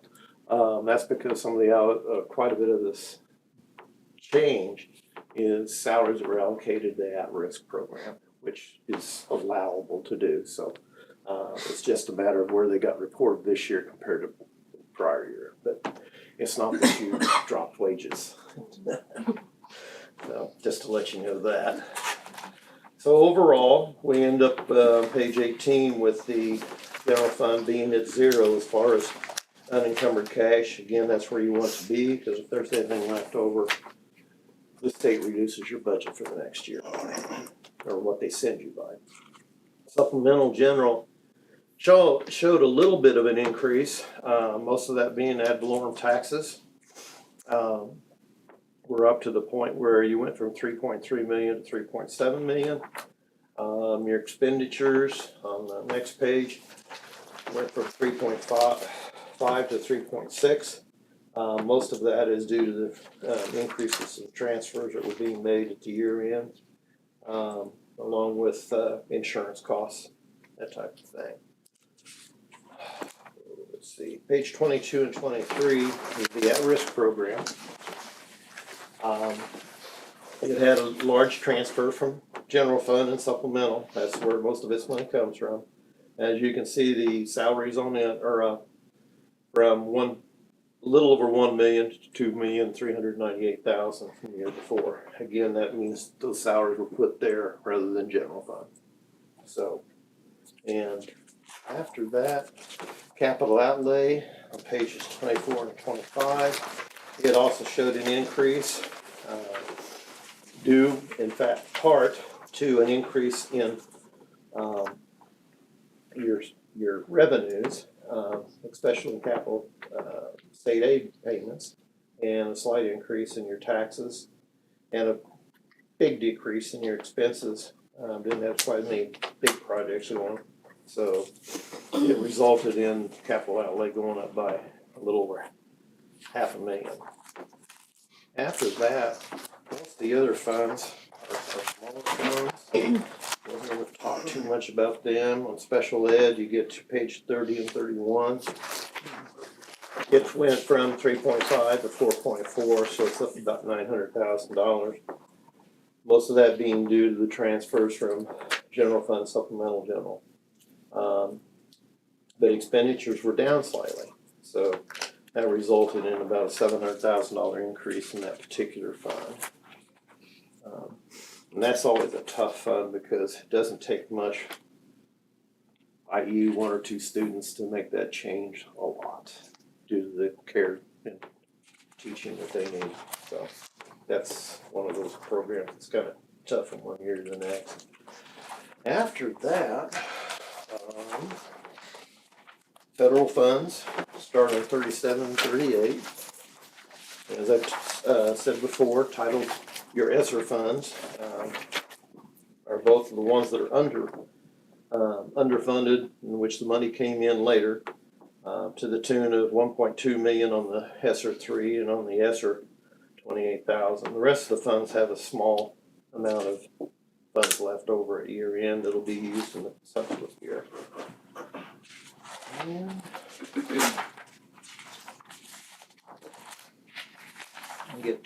page 48, 49, you get to see the federal grants. You're required to have an audit because of statutory basis, i.e. the state requires it. But the federal government, once they get over $750,000 expenditures, also requires an audit. So you're well over that amount, in part due to this ESSER funding that's still going on, which is gradually going to taper off. But even with that, I think you'll still each year have to have it because of the amount of child nutrition money that comes in, and also Title I and special ed monies that come in. And because of that, we have to give you an opinion on page 51 of how you dealt with governmental auditing standards. And basically, we look at internal controls to see that the financial statements are fairly presented. We did not find any significant deficiencies or material weaknesses. We also do compliance testing to see that you've done those things that laws and regulations require you to do, and we didn't have any issues with that either. Both of these reports, this next one is the same, are kind of negative because we don't look at every transaction. We pick samples out of it and look at it, so therefore we basically tell you that based upon the testing we did, we didn't find an issue that had to be disclosed.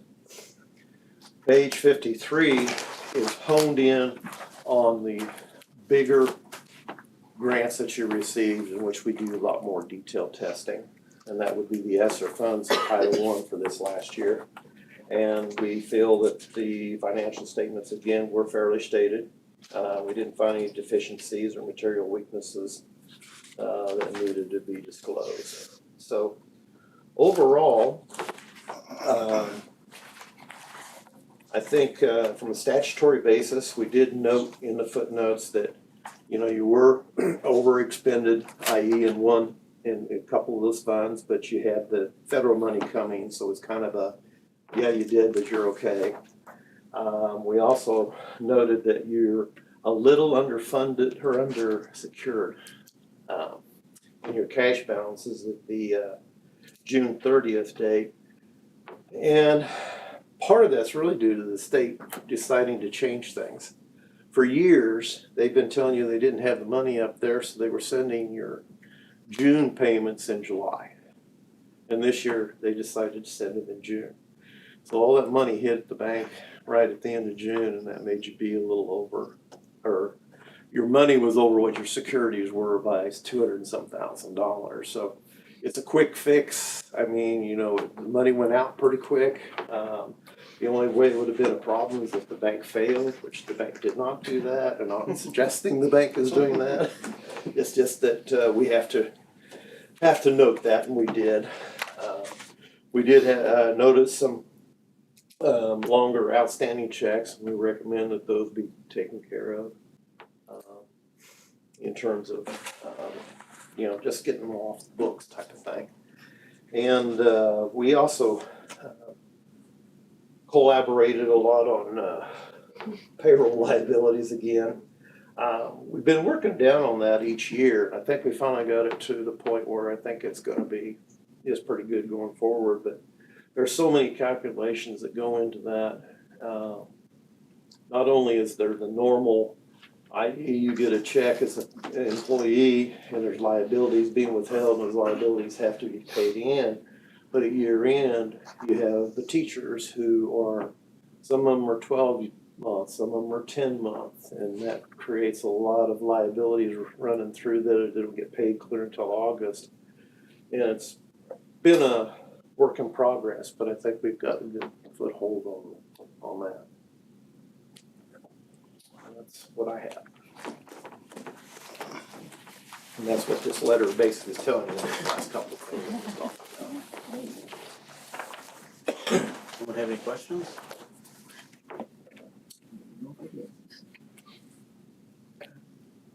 Thank you. Thank you. Thank you, Harold. Appreciate you selecting us as auditors. Thank you. Thank you, I appreciate it. See you soon. Okay, next up, community building locker room designs.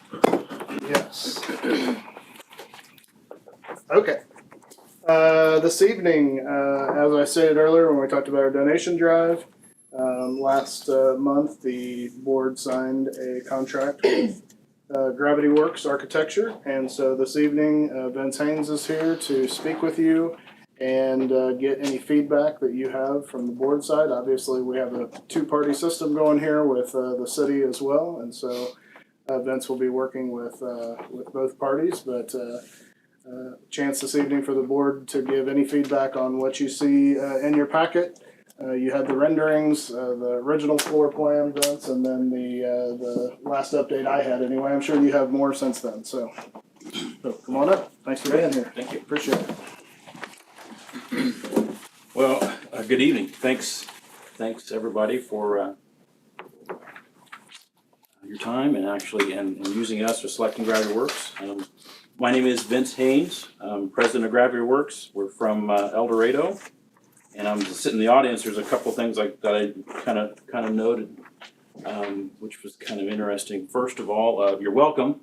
As you, I won't say that gleefully, but as you left El Dorado last week, we left you with a win. So you're welcome for that.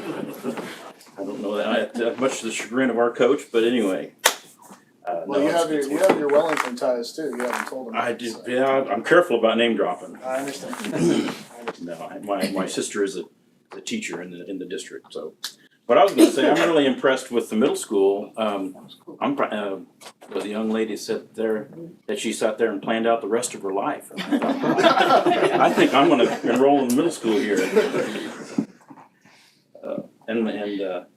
No, and also his other neat snippet was talking about the quilts, and I know that my wife is a quilter, so she's contributed to the economy here at the quilt shop. So enough of that. We have been working on the community building in Sellers Park, and we've been calling it community building. Have worked with the committee to put together some designs for that. Essentially, it's a building that's going to kind of have dual purpose. One is, or multi-purpose really. It serves as, if you've seen the plans, you guys have it on, okay. It's an electronic. And I brought some copies of basically the same thing, so. The building is essentially 3 large rooms,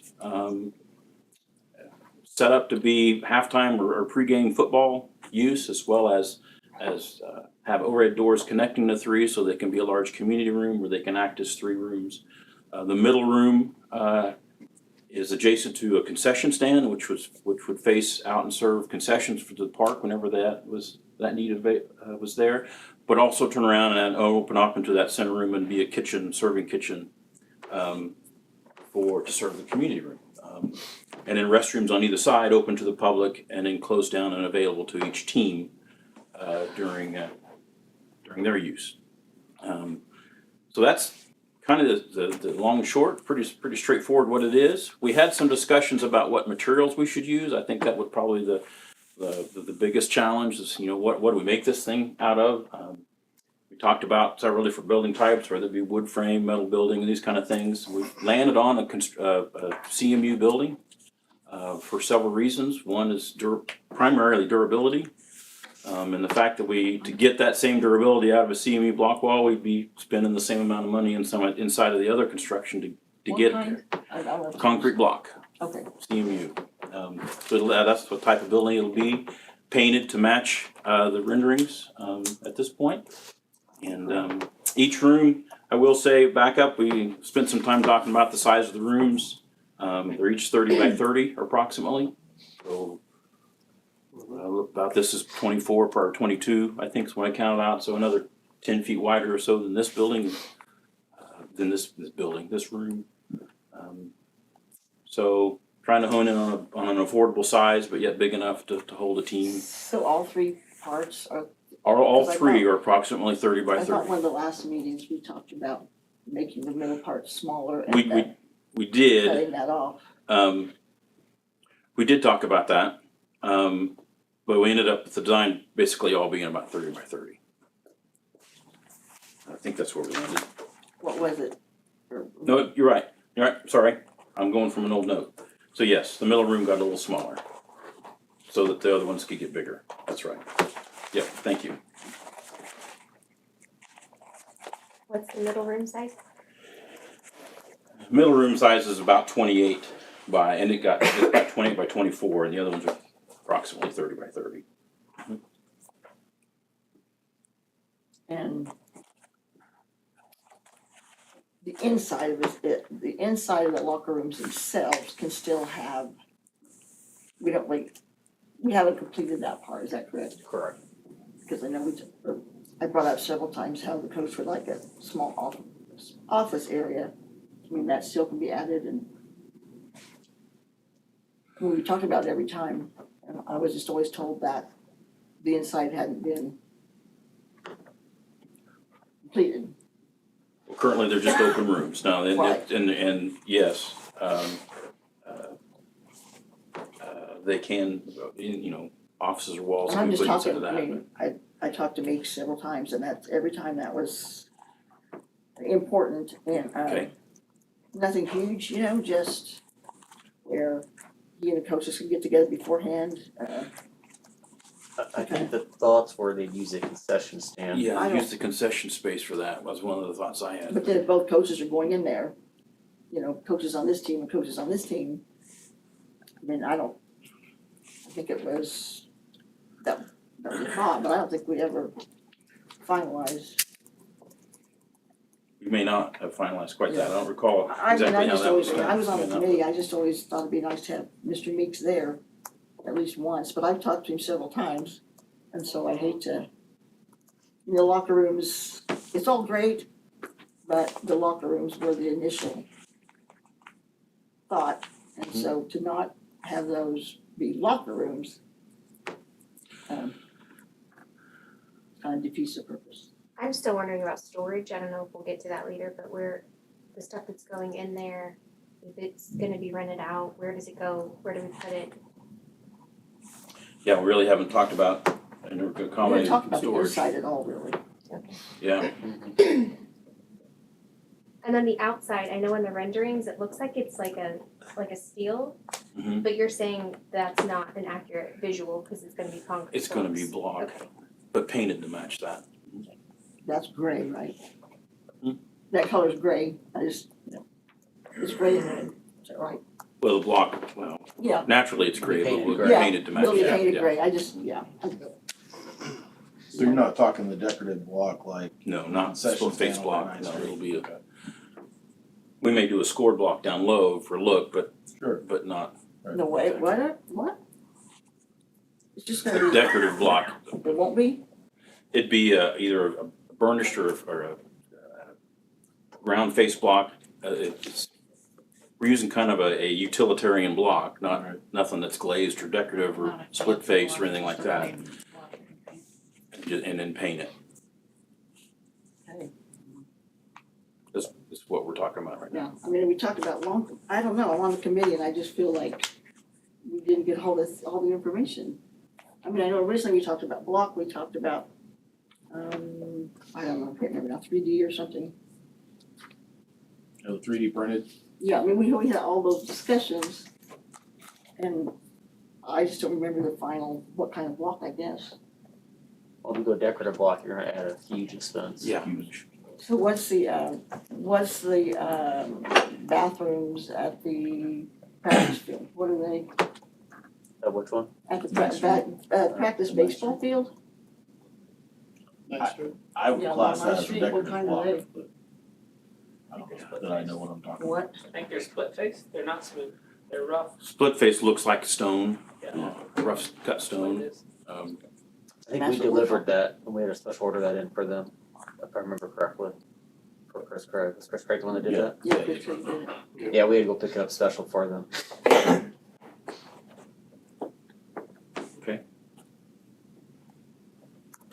That would be classed as a decorative.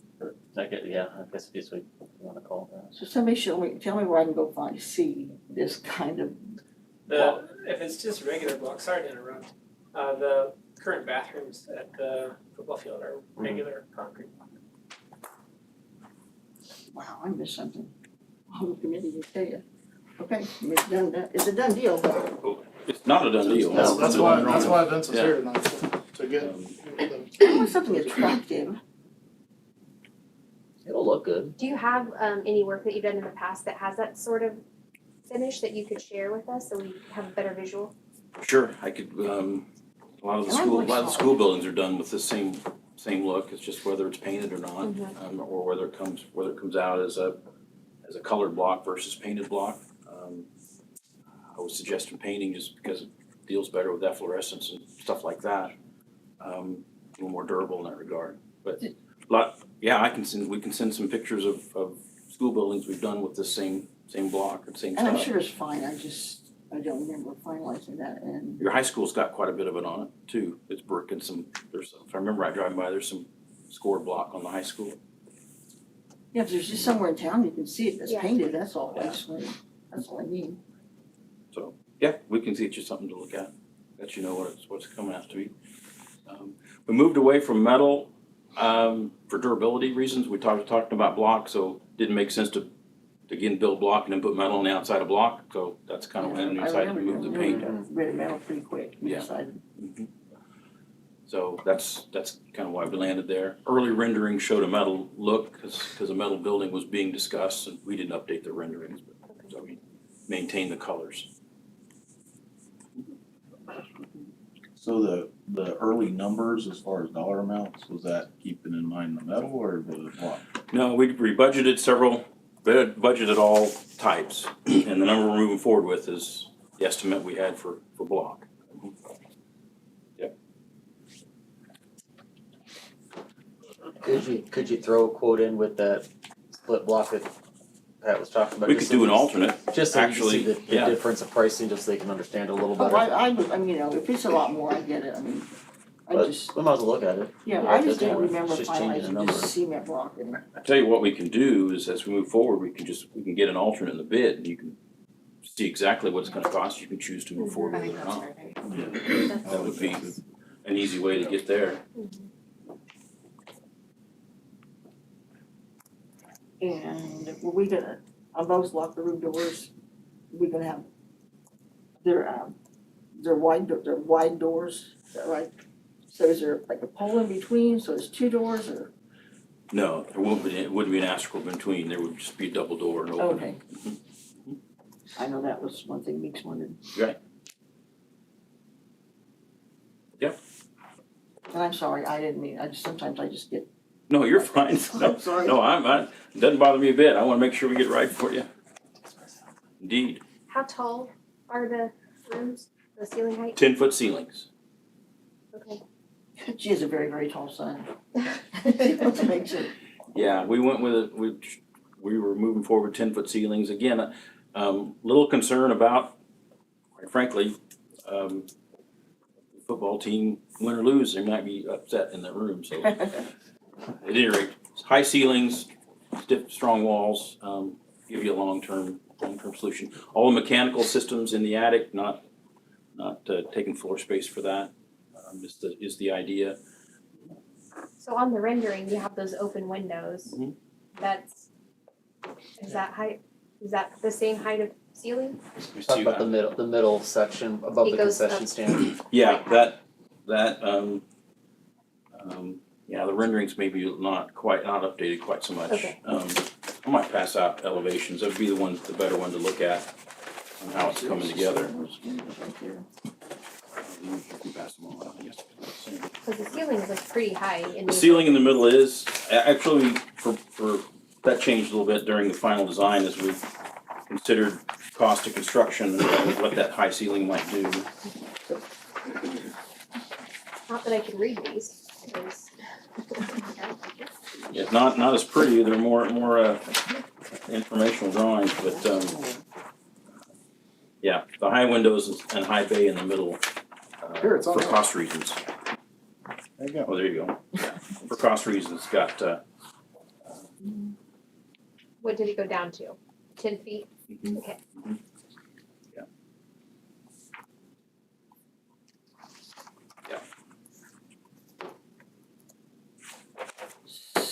So there'll be the double doors on the south Double doors are on the north. The larger door. Into each room.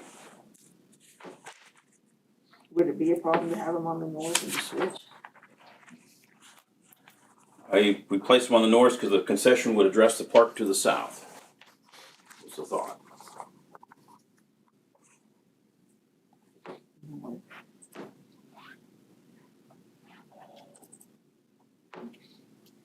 The double doors are on the south of the building on this drawing. Unless the company froze backwards. Unless my double doors are on the south of the building. I think my north arrow's not right. Okay. It's a work in progress. Yeah, so they are on the north Thank or the you. south. Are they Yeah. gonna be on the north or the south? They'd be on the north. Because the concession would face the park. Face towards the skate park and all Yeah. that.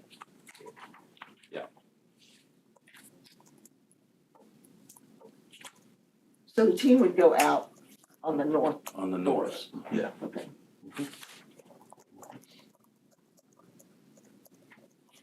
And the doors are protected by about a 9-foot overhang, 10-foot overhang on each side.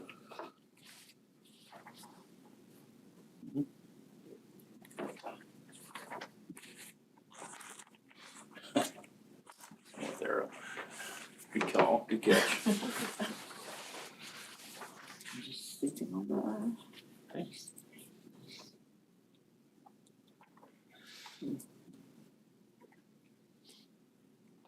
Anyone else have any questions? We are on track to get the drawings done in mid-March. Mechanical structural engineers join us in that effort and out to bid shortly thereafter, or at least be ready to go out for bid. I think the next step is to get, once the drawings are done, ask for permission to move to bidding. But and then with an effort to try and get done, I don't think the building, no matter what construction type it was, it's not going to be ready for August football, but it'll be ready in the fall. A couple things we can do. We can ask in the bidding that the contractor propose their time frame, so you can see what they get to tell us what their time frame is instead of us telling them. And then suggest, we've done this lately, suggest that the owner would like the building done September 1 or whatever date we choose. And then they can bid accordingly, knowing how quickly you want it. But in your situation, even though they will bid and know how quickly you want it, low bids, I think is the number we have to take. We don't get to consider timing. We don't get to pay more to get it done faster in your situation, but at least it's in the record and in documents that you want it as fast as you can get it, and we've had some success, at least in the influence in the schedule at that time. Usually when we just say September 1's when it's got to be done, you see a premium in the cost to get it done that fast. Sure. And so it gives them some ability to suggest a schedule and you a better price in the bidding from our experience. Thank you, I am sorry. I just. No, you're fine. You're I just not get like bothering me that. a bit. I don't know why. That's, I mean, No, you know, I- you know I get like that, but. Oh, here you go. Thanks. Thank you. And Vince, two things. On our donation drive materials that we put out, just coming out of committee, we had put on the completed project approximately 800,000. Has that changed? But still, we're budgeting. Okay. Yeah. Just wanted to make sure. Before That's kind of a hard and soft cost. Yep. We got an estimate. It's our good faith estimate based off our experience and what we've been seeing built of about $715,000, and then the soft cost associated with that, which is fees and furniture and contingency, pushes it to 820. Okay. Well, we're pushing that out tonight, so I Yep. didn't want to. No, that's. Want to make sure that was accurate. That's the good faith estimate. Yep. Okay. And the other thing, sorry. Well, so I guess along with that, I think the board needs to make sure we're also remembering the parking lot that is destroyed to the north end. Yes. And we need estimates on that, because this is gonna be pretty sad if we put a building like that in place there and we have craters to walk over to get to it. So, Agreed 1,000%. that cost is gonna have to be Yep. figured into it. Yep. Yep. We did on that parking lot and it was not in good shape. So. Just one of the best weed growing places during the summer of all time. So, And the time frame on getting that done is gonna be tough to get the same time Match with frame that, you're talking to. Yeah, So, it's a handy parking lot to be used for the layoff and that kind of thing, but you want that cleared off for football, I'm sure. So, we haven't really talked to the city about, or you guys yet, really about layoff space and construction site logistics, but that could be the next thing we do. So one thing I've told Vince, I want the board to be aware of is Vince is in kind of a unique position because he's dealing with city council and you guys. And although the committee met together with members of both parties, he's going to be getting feedback from them, getting feedback from you. And so Jeff Porter and I have told Vince that if he gets in a spot where the information coming in is too mixed up, then, the board would be willing to have some sort of joint meeting with the city council so we'll let you tell us that if you get in that position. Yeah, well, I'll keep you guys informed. Nothing like that's happened to this date, so. Good. Just want to make sure that's there because I know that's kind of a tough spot. So. I appreciate that, but no, I would happy to work with both you and the city. Glad to be here. Anything else for Vince? So can you kind of maybe start getting numbers on us, on that parking lot for us? Yep. Okay. Have Kelly get So some we kind notes of have on an that. idea. Yep. I agree. It needs to look terrible if it's sitting next to that. Well, thanks, everybody. Have a good evening. Thank you. Thanks for coming. Yep. Have a safe trip back. I'll do it. Okay, Eisenhower Water Line Project. Sorry, hold on. Let me get cut. Okay. Okay.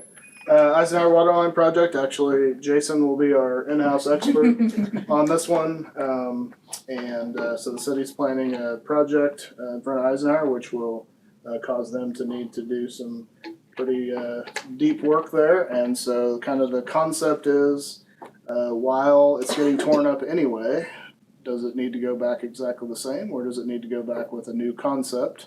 And so I'll let you take it. Well, so I guess I'll maybe change a little bit of what Adam said. We've already tore it up. So we did the water line project, and we there's a lot of the road over there that is it needs a little love. Well, that's the next step. The Public Works Department, I think, has done the budget for 2025. Don't hold me to that. I think that's not my department, but I think that's what he's got in. To redo Plum Street from 16th down to Mission, I believe. So the years I've been on the board, the years I dropped off my kids at Eisenhower, it has always been a little bit of a nightmare picking up kids and dropping off kids over at Eisenhower. So I always heard complaints from parents. So I didn't know. I presented this to Adam. Didn't know if this would be an opportunity for reworking that front area of Eisenhower to maybe accommodate a little bit more of a drop-off pickup place that's a little safer for the kids and patrons. And put those drawings you gave me, I put in the packet for everybody. So just as options and ideas. So as it sits right now, the city's going to go back with basically the same thing as what's there. If the school district wants to do anything different as far as a dip in or loop in or island or whatever we choose to do, then, and those renderings that Adam shared are just concepts that the city's engineering firm kind of put together, just possible ideas. Doesn't mean that's what we have to go with. Just more food for thought than anything. But it is budget season for the city of Wellington, so I know they're doing budget, or we're doing budget for 2025 right now. So if there's any variances that Jeremy needs to plan for in his budget, he needs to know fairly quickly based on our decision of if we want to change or not change. Do you know what fairly quickly means? Capital improvements are due at the end of this month, but they won't be approved until the council approves them in August. So there's a lot of time to kind of mess with it there. He's going to need to get paperwork in and start getting estimates here pretty quick. Okay. Is the joint 3 and 4 pretty much, I mean, I see it as like My computer Kennedy. died, Pat, so sorry. Oh, okay, I kind of looks like Kennedy's, I wasn't sure. Yeah, something kind of like that. Yeah. As far as I know, that always works. That works great. I would 100% like to see that. I just thought it would be an opportunity for us to kind of work together. Thank you. As It far essentially as I takes know. the whole yard away, right? The way I'm viewing it goes up to the building. That concrete area in Yeah. front of the, yeah, that would definitely, and that, I think Adam's talked to Charity already a little bit about it. Not much. I mean, I've told Charity about this and like I put in my notes, my recommendation, if you wanna get some input from Eisenhower patrons, that would be a good idea. Send this Maybe back their to site Charity. council or something could weigh in on it? Yep, absolutely. As the resident Eisenhower drop-off lane complainer, I love the idea, the option to, the separate, but I do worry how many times I've come up to Ike to pick up kids for doctor's appointments and stuff, and they are using that big slab out front, that they would be losing that, so that would be something I definitely, as much as, I mean, I won't be using it after this year, but that would be a dream, that would be a dream. So can somebody tell me option one, what does that really change? Nothing. Okay, That goes back to So, what, yeah, that's just- that's what we currently have. okay, so status quo, Mhm. okay. Is that cutting part ever used on Ninth Street there? Or anything? On what street? On Ninth Street there? Ninth Street. Is that what it looks like? It's, I don't know, it's 16th Street, sorry. You know, there's a Yes. cutting part. It used to be for the buses. Yeah, there's all kinds of cars that park there. Yeah. Mhm. I know for pickup they People- do. I don't know about drop off, but pickup. Pick up, and then when Eisenhower, parking can be a real problem when Eisenhower has events. Yeah. So that's always taken up all of the parking lots and then the little bit of parking up front. Does that option three, does that save, or does it give us the same amount of parking as what they have? I don't know, that might actually be taken away, because people can park in the drop-off lane at that time, so that might. I just wonder if we already have parking spots, could we not just extend that a little bit more, like, you know, into the green? I think that it currently is right now. That's what this Yeah, right here is already taking them parking, okay, It is currently. okay. And if you have those two lanes, is that gonna be like at Kennedy, where they've got the four? Or the middle school where they have the four, where one will be a drive-through and one will be an actual park? Right. Or So they we just might park be. through the drive-through. Yeah, Kennedy Or has is that- three. Yeah, Kennedy has three. One of them's a bus lane and the other two Middle are school that same car way, lanes. but Yeah. never works that way. That closest one to the building is It's a a bus bus lane, lane. and then there's The other two are. drive-through, and then one on the left. Oh, there's four. There's four. Four at Kennedy and There's four, People yeah, can yeah. park against the side, and then the Then buses they on go, here. yeah, and then the two parks and they go But in the middle to get out. Yeah, but at Ike, the buses go to the back, so Right, this, so that's not- so does that mean these two would be, one would be a park and one would be a drive-through? I think that's what it says on there. So would we still be getting, you get that whole, You still have that whole people backed up there. Right? People that, there's a kid out right there in front, just drives me crazy. Are you one of those? You wait in line forever, then you get right in front. no, I'm a tuck and roll kind of. Then your kid. Tuck and roll. She doesn't even stop. Alright, get out. No. You're in fifth grade now, I'm you're kind of good. a cool your heels grandpa. I'll get there soon enough and when you see me, come over. So I guess one thing that would be different on option one, Sarah, is they do have it designated as drop-off only zone, so there Okay. wouldn't be parking there. I don't know if that's a good thing or Oh, not. I see, yeah. Yeah, option one, I mean, like you said, that's what we currently have, so I think there's a sign up that, I mean, you can park there, but like after Right. 8:30 or something like that, and before 2:30 or something to that effect. But I think you'd almost be picking up more parking for events if you went with option two. Yeah, in option one, I only see 9 parking spots and I see like 13, if it's to scale, I don't know if it is, but. Well, I think it's a scale. Could you make more parking there in front? Is that what you said? Sure. Well, that's Yeah. what I'm saying, like. The rest of the green over that one could be Like, parking. we have the Green green and move it spot, over. let's just extend it to Yeah. include more parking, unless that green is reserved for a safe zone, I don't know what it's for, but. It makes sense if we have it, we might as well park there. Yeah, make more. Yeah, this is just preliminary talks. The biggest thing, the biggest reason I wanted to bring it to the board or asked Adam to add it to the agenda was, just if the board's interested in doing something or not, because the city kind of needs to know if we're wanting to play or not play. So if it's anything that we're even remotely interested in, whether that's option 1, 2, or 3, or something else that we come up with, we need to at least let them know so we can kind of start planning accordingly. And then, so Darcy can start planning accordingly, budget-wise. Or Lincoln and Washington, or You need another project to I budget know, for? I'm like, I went pretty hard this year.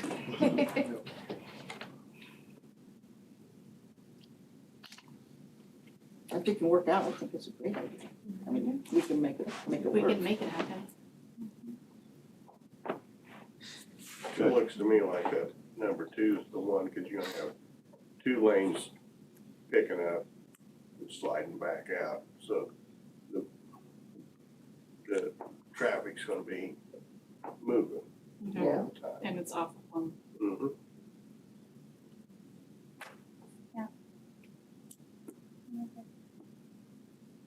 Yeah, obviously I want feedback from, you know, the school and parents, you know, the site council. Okay, I'll pass the word on, if that's okay with everybody. Okay. Sure. Yep. Okay. We So did, yeah.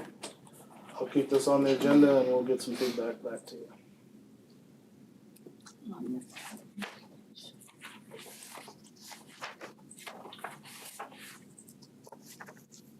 All right, 2024-25 district calendar. Yes, so at the beginning of every year, usually after Christmas, the calendar committee gets busy on the calendar for the following school year, and so they have met a couple times and come up with a proposed calendar for 24-25 that, and now needing feedback from the board moving forward. The days all stayed the same. There were a couple things that got moved around a little bit, but as far as the number of in-service days, work days, student days, et cetera, those are all the same as last year. And so just need feedback from the board on thumbs up or feedback that I can take back to the committee. Just so everybody's aware, the committee is a pretty large one. It's made up of members of all the schools, and so there's a lot of input. But they put out Google Forms to the district to get feedback as a committee as well. So this calendar is based off of that feedback. It's not just them coming up with stuff. They're getting feedback from the district and putting it back into the calendar. So it's a pretty democratic process. Who do they ask to partake in the survey or the feedback? Is it everybody? Or Usually just it's teachers? certified. It's all tied in with the negotiated agreement. So most of the time it's all our certified staff and administrators. It's usually what they. It's just like every single year, everybody doesn't see it, you know. Mm-hmm. I don't know how, I I know how to fix that, but I that's know. old fashioned, so it won't be fixed, but yeah, because I asked what percentage they got back. I can't remember what Dina told me, but it was not real high, but it wasn't bare bottom either. It's in everybody's email. It's just a Yeah. matter of whether they open They it and do do it it or or not. Yeah. And then yes, we do hear back. You know, I never saw that and things Yeah, like that. So I have an old fashioned way that I fix it. Yeah. I've just heard that the workday on the last day before Christmas break and the workday when you come back, two kind of back to back workdays didn't, seem strange to people I've heard from the calendar. Okay. And if you look at Friday, the whole first week of January, the first, second, third of January is Wednesday, Thursday, Friday. And so kids come back on the 6th and the teachers would come back on the 3rd for a work day. And they also have December, the kids are out. Second for work day, You're right? back the second for work. Yeah, the kids are out. Yeah, that's right. They have the 2nd and the 3rd. The 2nd's a work day, the 3rd's an in-service day. And I'm just speaking for my own self. It took years to get January 2nd off. So you didn't have to, just like everybody's had the Monday after the Super Bowl off. But that's not gonna happen. But New Year's Day, We finally got the second, teachers didn't have to go back on the second. So, to have a work day and then a in-service, and then a work day on December 20th, is that a work day? Yeah. So their last day of break's a work day, and then they come back to a work day. When, I don't know, I'm not a teacher, but I go back on the second. Me too. We went back this year on the second. I know, I think it was the first time in a long time. Yep. And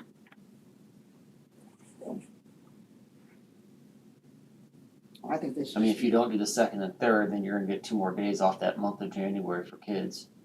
Well, they're not coming back till the 6th. They're not Right. going back on the 16th. But I'm Yeah. saying if you don't do a teacher in service. It's gonna be moved to another day. Yeah. Yeah, the in-service could be moved another day and So then you're gonna get the complaints Skip that the every other workday. week they're off 2 days a week or whatever for January. Last year, didn't the teachers want like the workday right before Christmas to kind of get things wrapped up for the semester, if I remember right? Yeah, this is all based off of feedback, so. And And it's on the committee. I know. I'm just wondering what people said, and but I am excited we had the day after Halloween off. That worked out this year, didn't it? It's a work With it day being- before break, and with the it work being day on a when we come Friday. back. Oh, they should be grateful they have work days, but It was split, I do know that. what's I think that? it was, The vote. they liked, I think it was the high school teachers and middle school teachers liked that work day before break so they can get all their grades in and get everything Mhm. solidified and. I see that, but then coming back to a work day and then in-service is what seems strange. Well, you're gonna have a work day to set your room back up, ready to go, cause it's a whole new year and a whole new month. In the olden days, you just, over Christmas break. Okay, I mean, I don't have to do it, so. This will come back next month about that. Yeah, I just need to know whether it's coming back as is, or if the majority of the board is making a recommendation back to the committee. I think it looks fine. So do I. I mean, if it went out and people had the chance to talk about it, right? I mean, Yeah, the committee sends out for feedback, so. When did they stop giving the choices, like calendar A and calendar B? Anybody remember that? We'd send out to the, like options? yeah, there'd be calendar A, you pick, you decide, I'm just asking, so don't everybody look at me. Yeah. You got it, calendar A or calendar B, and you chose which one. About 2012. Was it probably? Yeah. Stop it now. Sorry, I'm in the I'll let you know, yeah. Mr. Photographic Member. Remember So, the envelope they were in, and you marked that you saw it, and you marked A or B. That way you could keep track who all saw it. Yeah. so now instead of separate calendars, they have a Google form, and each section or each question on the form is connected to something on the calendar, and so everybody's getting their opinions on certain spots. For instance, we used to have the Monday, Tuesday that we went to school on Thanksgiving, then it went to a full week this year. So that was a question on the survey, so that it's more pieced on the Google form than it is was back in the day, so.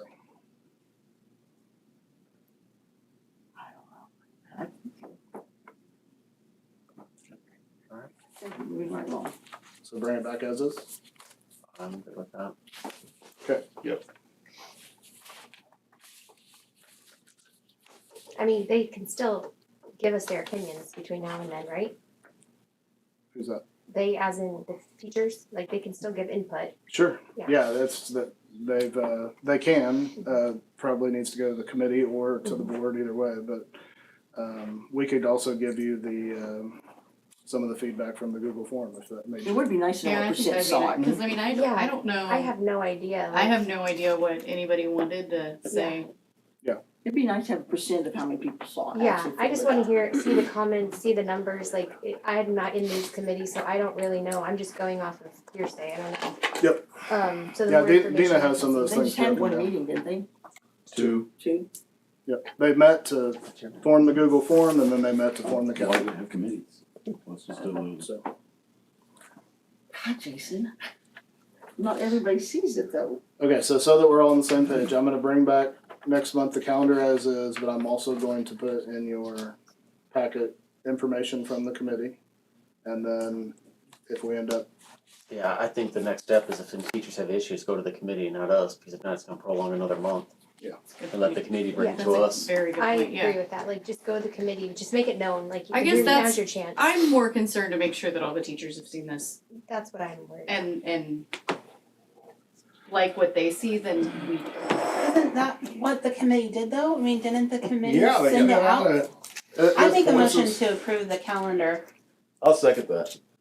Okay, we've got a motion and a second. All those in favor with a yes vote? Yeah. Yes. All those opposed with a no vote? No. 4-3, Russ. 4-3.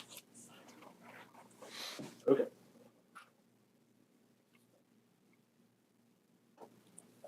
Okay, March Board of Education meeting date. Okay, so this happened, the same thing happened last year. The March meeting date falls on the Monday during spring break. Last year, the board, majority of the board had requested to move that because of obviously people spending time with family or possibly the opportunity to go out of town with kids because of school not being in session. And so just a discussion on whether we want to leave that there, whether we want to move it in order to support the board. And just don't know who has plans, who doesn't, and when we do it. I am perfectly fine with still meeting on spring break, but that's up to the crew. I'm not going anywhere. You both going on vacation? Possibly, I mean, I don't know yet. Yeah. So I'd hate to commit and then not Sure. be able to go on spring break, so. Absolutely. Yeah. My vote's to say, move it. I would agree with that. Okay. Your motion? Anybody else in agreement on moving? And then if so, let's You need pick formal a date. action on that? Well, let's pick a date while everybody's in the same room, if we can. So it's usually the 11th. or Yeah, would be it's usually the 11th. 11th, so, it's one of those things where when you move it, no matter what, you're pushing it closer to the April or this current meeting, so. Does the state basketball tournament start March the 11th. Well, week that's my birthday, so it's a before, no for me. Which day? I said March 11th is my birthday, so it's a no. Oh, okay, there you go. Basketball Well, that took care of tournament falls that week before, I think. It's the same week as Yeah, conferences. Yeah. I think is girls on Monday this year. It's either, no. I think it is, cause I was Thursday or trying to Friday. plan something, and I think. One starts Wednesday, one starts Thursday. I The think week March before 6th spring is break? Wednesday. Yeah, The it week is. before spring break. It's during Yeah, right. conference week. The state basketball is. So maybe after then would be better? 18th. That's my birthday, but I'll be happy to be here with you. I don't mind, it's no big deal. Yeah, that's our first day back, right? Yeah, let's do it, I'll bring cake. Alright. Yeah. You need a So, motion? you need. Yeah, a motion would be great to Yeah. move it to March 18th. I would move that we move the March board meeting to March 18th. We have a motion. Second. We have a second. All those in favor? Yes. Yes. Anyone opposed? All yes. Okay. Bond and interest planning session.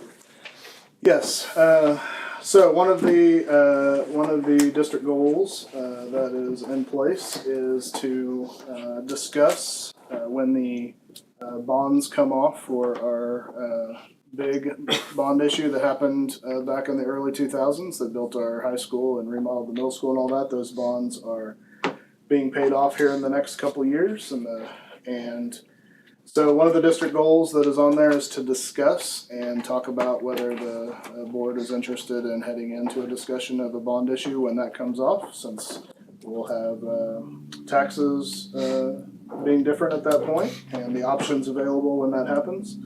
Dessa Navy from Piper Sandler is who we've worked with. We did our last bond refinancing through them, and they have been very helpful. And so when I spoke to him, he was interested in possibly doing some sort of planning session with the board and making that happen. So I thought maybe a night, especially with new board members that have not been on the board before, would give extra time to explain things and have a little more depth in discussion than we have on evenings like this. So,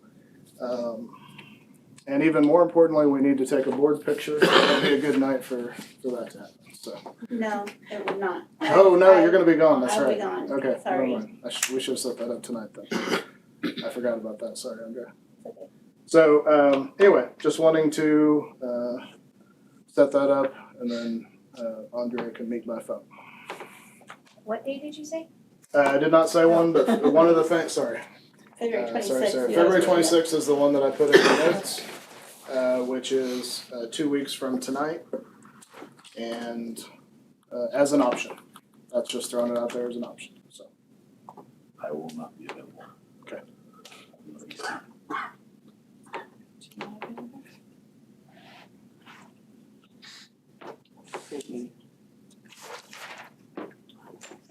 Or for anyone else, or do you wanna move it to? I mean, you said you weren't gonna be there. So, I'm having a medical procedure later this week, and I will, just be at home resting, for a few weeks afterwards, so I'll be available by phone. Just thought we were gonna have two on, maybe not that. We could take a Zoom picture with you. So, any other?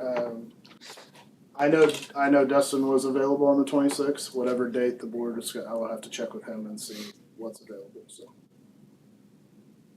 Are you good not being there? Yeah, I'm fine. I mean, I'm Did you set say on you the were- bond you of won't interest be here, claim these Jessica? things. No, I just thought we were Yeah, gonna have okay, two yeah, going, so I was yeah. trying.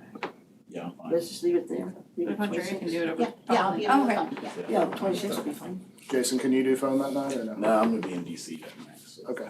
They don't have phones? No, I'm just kidding. They do. I'm gonna be probably engaged in other meetings. I'm just kidding. All right. So 26 without Jason.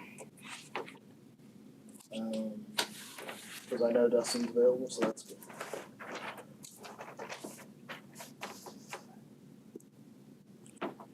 Okay.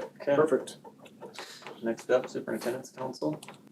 Yes, that was put on I kind of questions. asked for that, but I think there's some some others that are interested.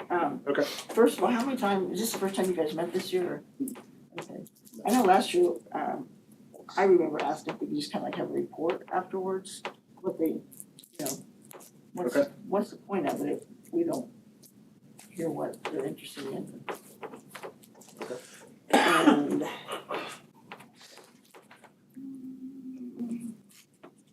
well, what are we doing about the heating and air conditioning issues at Kennedy?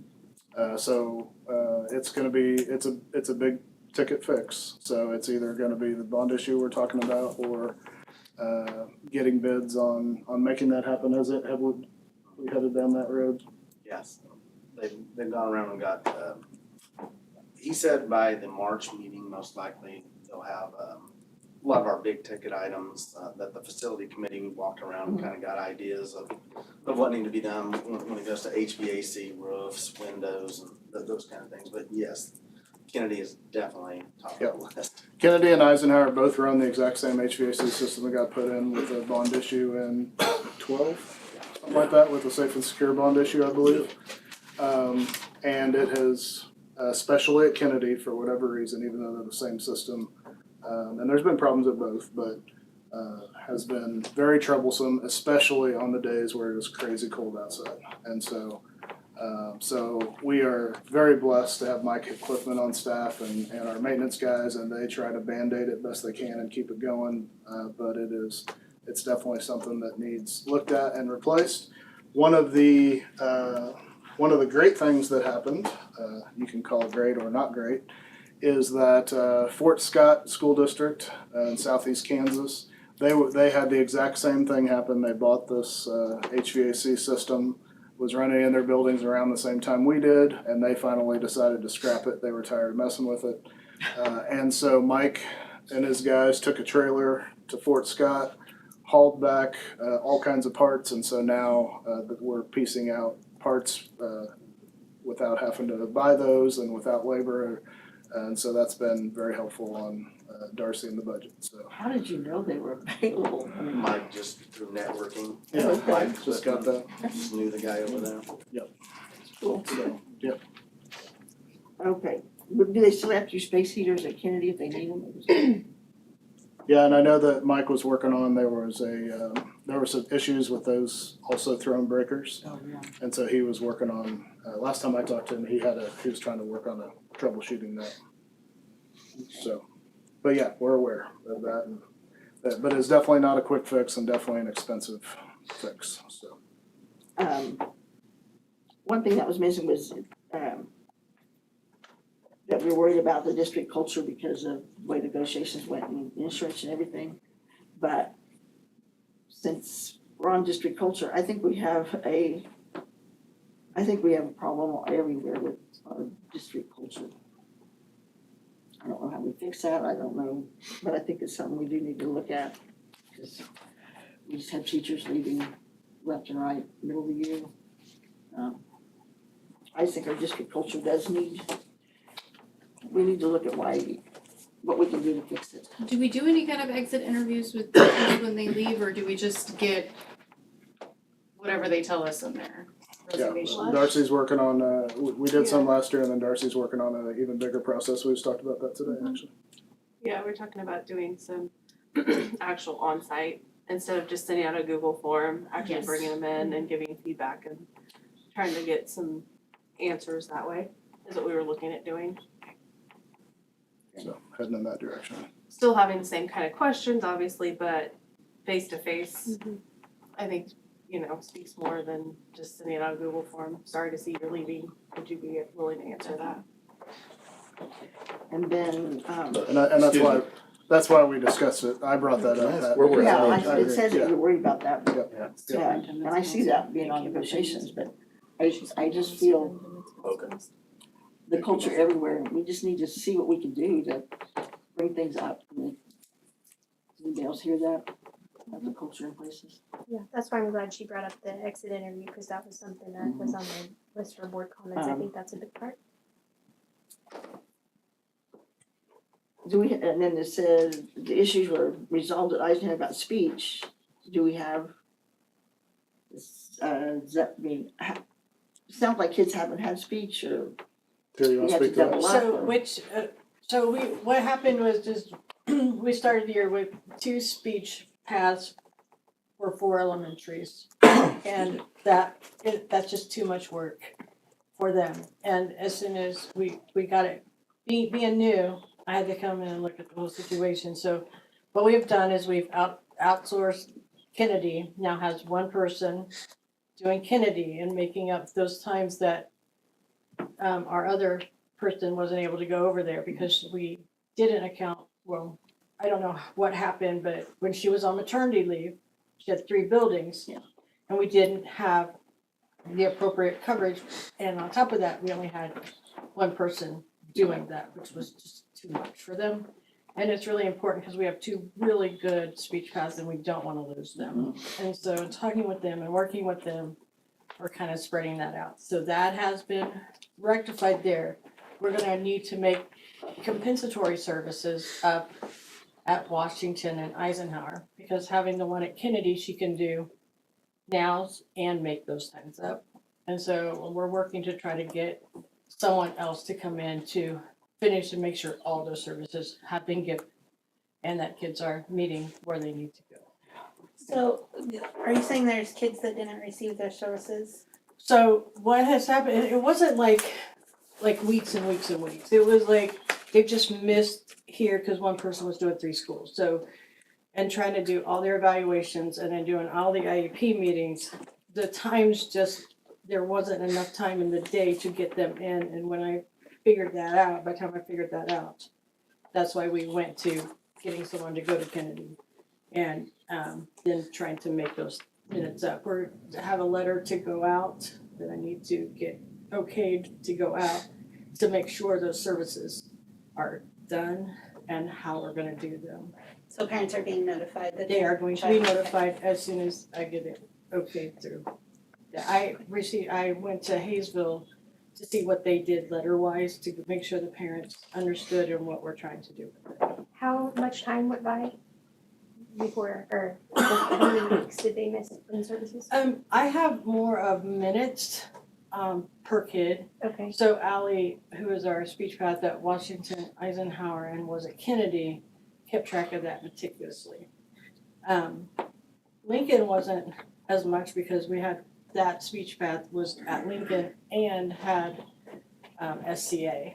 And then we have at the middle school and high school, we have Greenbush providing for those kids. And so we, they also do for WCA. So that's different, but that's what I came in with. So that was already in place when I came. The Greenbush situation for middle, high, and WCA. What's the Greenbush situation? So Greenbush provides a virtual speech also. But they have already, that was a contract that was already in place when I got here, so we knew that was covered. So what we do with that is they provide that service. We make sure we have someone that goes, gets them, takes them to the speech service and comes back. Takes them back to class, so we make sure the kids. The para in that situation isn't as the same as an elementary speech path para. So, which brings us to why we miss so many minutes. Last year, we had a great one that has been with Allie for so many years that she had all the training. She decided to take a job at the high school because it was the same pay. She didn't have to leave the building, and so that's a big concern in a sense because she had years of training under Allie. So when we didn't have that person either, we were pitching people in.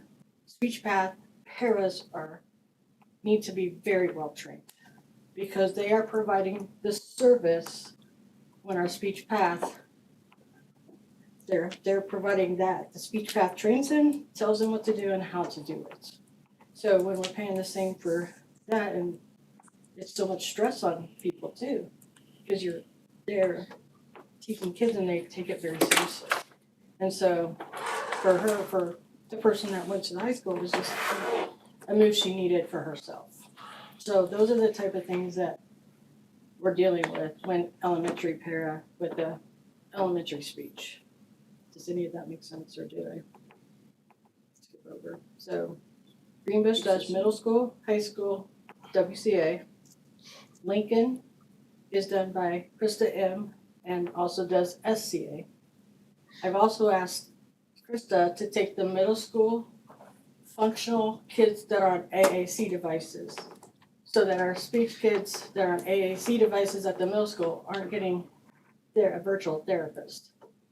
Because that's a more hands-on need. So at January, that's when we started making these switches. So that we could make sure the kids who need it, get it. So that's where we're at. So we started resolving it in January. Yeah. When did the issue pop up? Well, I started resolving it as Allie came back from maternity leave and there was just so much to catch up on. So that's when we started, I don't know, October, November, started trying to get a handle on, because she's like, I've got too much. I look at numbers. We have too many to be able to do an effective job. And that's, if we're not gonna do it correctly, then that's not effective for kids. So that's when we started.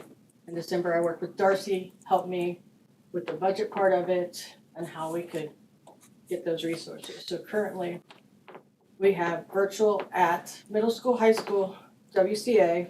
We have virtual through a different organization called ProCare at Kennedy. And so far, the kids are loving that setup because it's a different virtual setting and it's really cool. Well, for that age, probably more appropriate for. Well, especially when you're doing virtual, because something has to keep their attention, right? There's only so much a person in South Carolina or North Carolina can do virtually.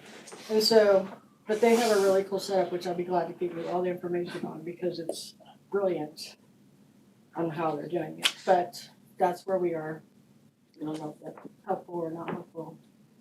So potentially, I just want to be clear, that's a lot of information that I'm not familiar with some of those terms, so it's hard for me to understand all of that in detail, but there could have been 4 months that went by without children receiving, like October, November, December, January? They were receiving services, Okay. just not the amount that they have on their IEPs. So no one went without services, total services, for months. But, like, let's say you have a kiddo who gets 20 minutes 4 times a week.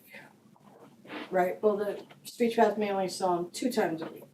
So I'm going back through and looking at everything that they've given us, and I broke it down in minutes on what each student needs to do that. Legally, it could legally go that we do the speech path goes in and says how much did they lose, and then we do it that way. But in my mind, we told them we were gonna do this. This is what we need to do, and this is how we can do it. So I broke it down into minutes, and now we're looking at someone who can come in to do those minutes. Because we already have Ally and Krista to the max with what they can do. Are they both coming back? As far as I know, no one has told me different, and that was really important to me and to us and all of us out here. And all the principals, and the principals were the ones that really helped me get the ideas too, because they're in the buildings with them right then, and the amount of pressure that was on, and so that's really. It's been an issue for years, but the number of kids is growing, so it's. And also the paperwork on special ed. Yeah. It grows exponentially every year. Feels like it. Yeah. Absolutely. And the thing, it's good and bad. I mean, the paperwork holds us accountable to what kids need, but at the same time, it's so overwhelming for teachers and who have, or let's say speech paths who have 60 or 70 kids on their caseload to keep that amount of data for those IEPs. My Yes. wife was a gifted teacher here Okay. for a few years. Mm-hmm. And she'd come home from school and start paperwork. And a lot of times I was in bed at 11 o'clock before she got away from that. And it just, I can see why the one gal went to the high school, because it just wears you clear out. And she was a para. Mm-hmm. So, but they are, speech paras have a different type of knowledge they have to have than a typical para. I mean, we have different levels of the intensity for paras. That's just how it is. But we tend to pay all the same. Mm-hmm. But this one was educated, I have the documentation, like hours of training within the day. So not only did we lose her to the high school, but that's not a bad thing. She stayed in our district, which is great, but we lost all that training time. So when you go back and look at that from our standpoint, then we lost that training time. So that's why I went and talked to her. Why did you move? What, tell me, because I'm new, I'm trying to figure out what was going on, and I wanted her input from it. And basically, it was the same pace. She didn't have to get out in the winter, and it wasn't a hard thing on her car, because she's driving between buildings. And then it also wasn't as stressful when you're trying to teach kids such important skills. So, basically, that was just the feedback I've gotten. Okay. Did I answer your question? I'm just going off the notes that. Yeah, I mean, as a parent who has children that are in those services, or have been in the past, as a parent, I would just like to know, once we know that they're not getting their services, I feel like it's our duty to notify the parents when we know that we're not fulfilling the IEP. Yes. And so, I don't know all the details, but I feel like all that time to go by and we still haven't notified the parents. That's kind of what, we can't control what happened, like if they would go to another school or anything like that. We do the best with what we have, but I think notifying the parents could be. Well, and I think an improvement. that's a new process another process that we need to work on. Coming in new, I've learned a lot, right? Yeah. I learned a lot, and I'm very thankful for the support I have from the staff here, because they've taught me a lot too, and the principals have taught me a lot about just what the needs are. So that's we are working to where that won't be quite the same. And we'll have those things, we'll know ahead of time that we don't have somebody, so how are we going to work that out? And not impact the rest of their school day. Right, and try not to, that's a big thing for me, not taking them out of the specials and things like that, so that we can create that time. Thanks. Like I said, I'm just going off of concerns of other people. Then the negotiation process, I know I think we might talk about that sometime, but, and like you mentioned, the way it all went down this year just didn't end good, so, and, I think that where we hold our board meetings has been an issue, and we've talked about that before, that there's not a lot of room for, patrons or people that wanna come, so I don't know if that's something we wanna look at. Somebody mentioned, that the room at Cali County that's, might be better sometimes when we know we're having a big group. I think pretty much. Oh, I think we're gonna talk about this other thing later, so I'm good on that part.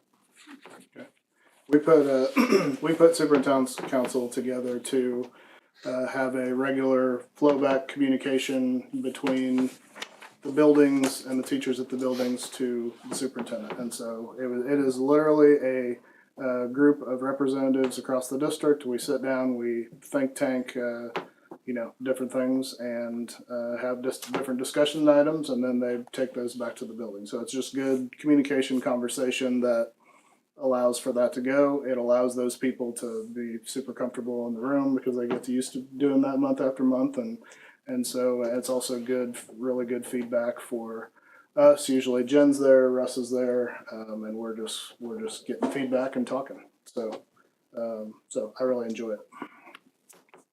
I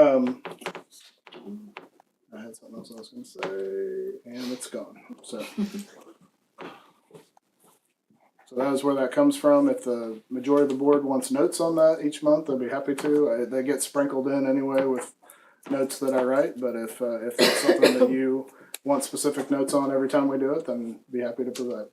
So it's supposed to be transparent. It's just a communication piece back and forth between us and the buildings to try to work on different district topics. It's just an admin function, basically. Yeah, I mean, that's how it was set up, but it's up to you guys. I want to support the board. Also, if you, like I told you 2 months ago, if you guys want to have, this is the board's meeting, and so I'm just facilitating. I'm just helping facilitate. And so if you guys want to have board meetings in other spaces, then that is entirely all yours to tell us what to do. We are here to provide the experience that you want when you get here every month.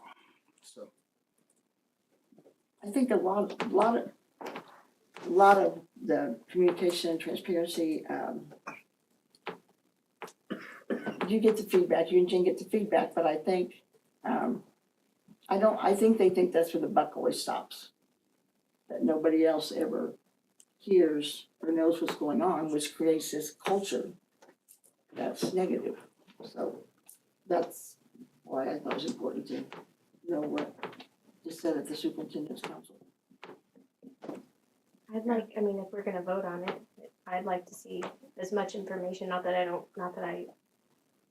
trust anybody, I just like information. So if we can get better at communicating with each other, and just have a better overall idea of what's going on district-wide, I'm always for that.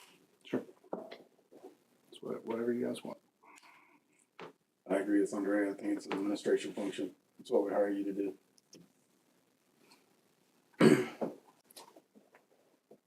I tend to agree with Jason. I thought seeing the notes were helpful to know what I I was thinking. I don't mind seeing the notes, but like I That's all say, we're voting, Yeah, like that's just all see we're the notes, asking. we're not gonna step on and do it. So if Yeah, you see the notes it and you have doesn't- questions about them, we're not supposed to bring them up. No, at all. We don't wanna micromanage them either. that's right. No, I think that's the reason we have bad culture in all of the schools. I think those are the reasons, they're bringing them to Adam because that's their only outlets, that's their only way to share their concerns or their feelings, their trouble. You gotta remember, some things aren't gonna change overnight.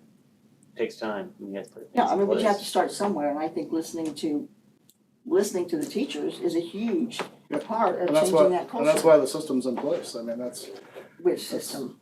the superintendent's council. It's a structured system that is regularly meets. If I just wait for everybody to get brave enough to come to my office, then, Well, they're not gonna you do know, that. right, but some people do, but that is a system that allows people to come to the room and have those discussions. They send topics to Russ. Russ puts together an agenda and we go through the topics, and we have secondary people talking to elementary people, which is great because they learn different things about each other's schools. So I see it as a really positive thing. I don't, there's nothing non-transparent about it or anything. It's just it's a positive thing. Well, I mean, So there's I'm a happy reason that people on the council sent the notes out to board members. And I don't, You get anything? I didn't get anything. I know, I mean, you probably didn't. So Did that's anybody else? that's the culture issue in my mind. They're not gonna send it to all of us. It should be Ours a doesn't change it. board. It's people But I think that's that- what we're just asking, if somebody could send it to everybody. I think that's the issue, right there. Cut and dry, that's the issue. Can we all get the notes? And then we're done, and then everybody's happy. Sounds good. I'll make a motion to vote on it. Okay. I don't think we. It's up to you guys. Who takes the notes though? I think, is that, I don't know. I don't we know. just need to ask So- whoever so takes them to send them, right? Russ takes notes for us. Okay. And the teachers each take notes and they send them out to your buildings. I gotcha. So if you're Okay. getting it from teachers, they're sending the notes that It's they the are then building. sending out to their Okay. buildings after the meeting.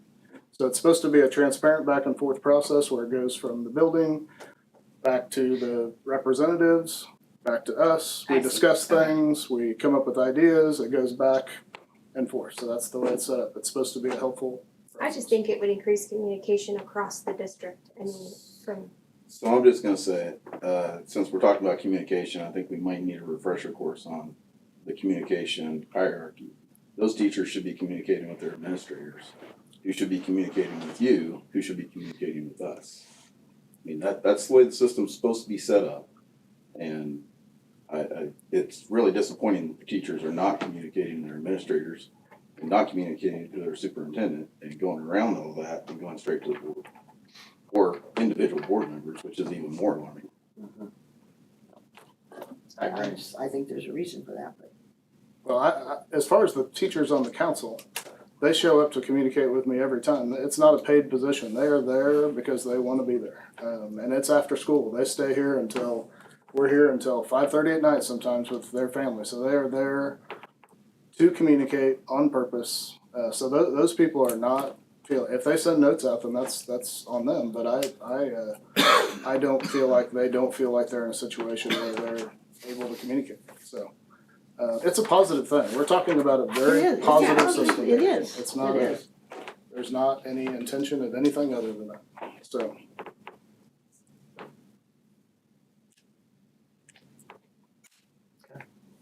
Moving on. Patron recognition.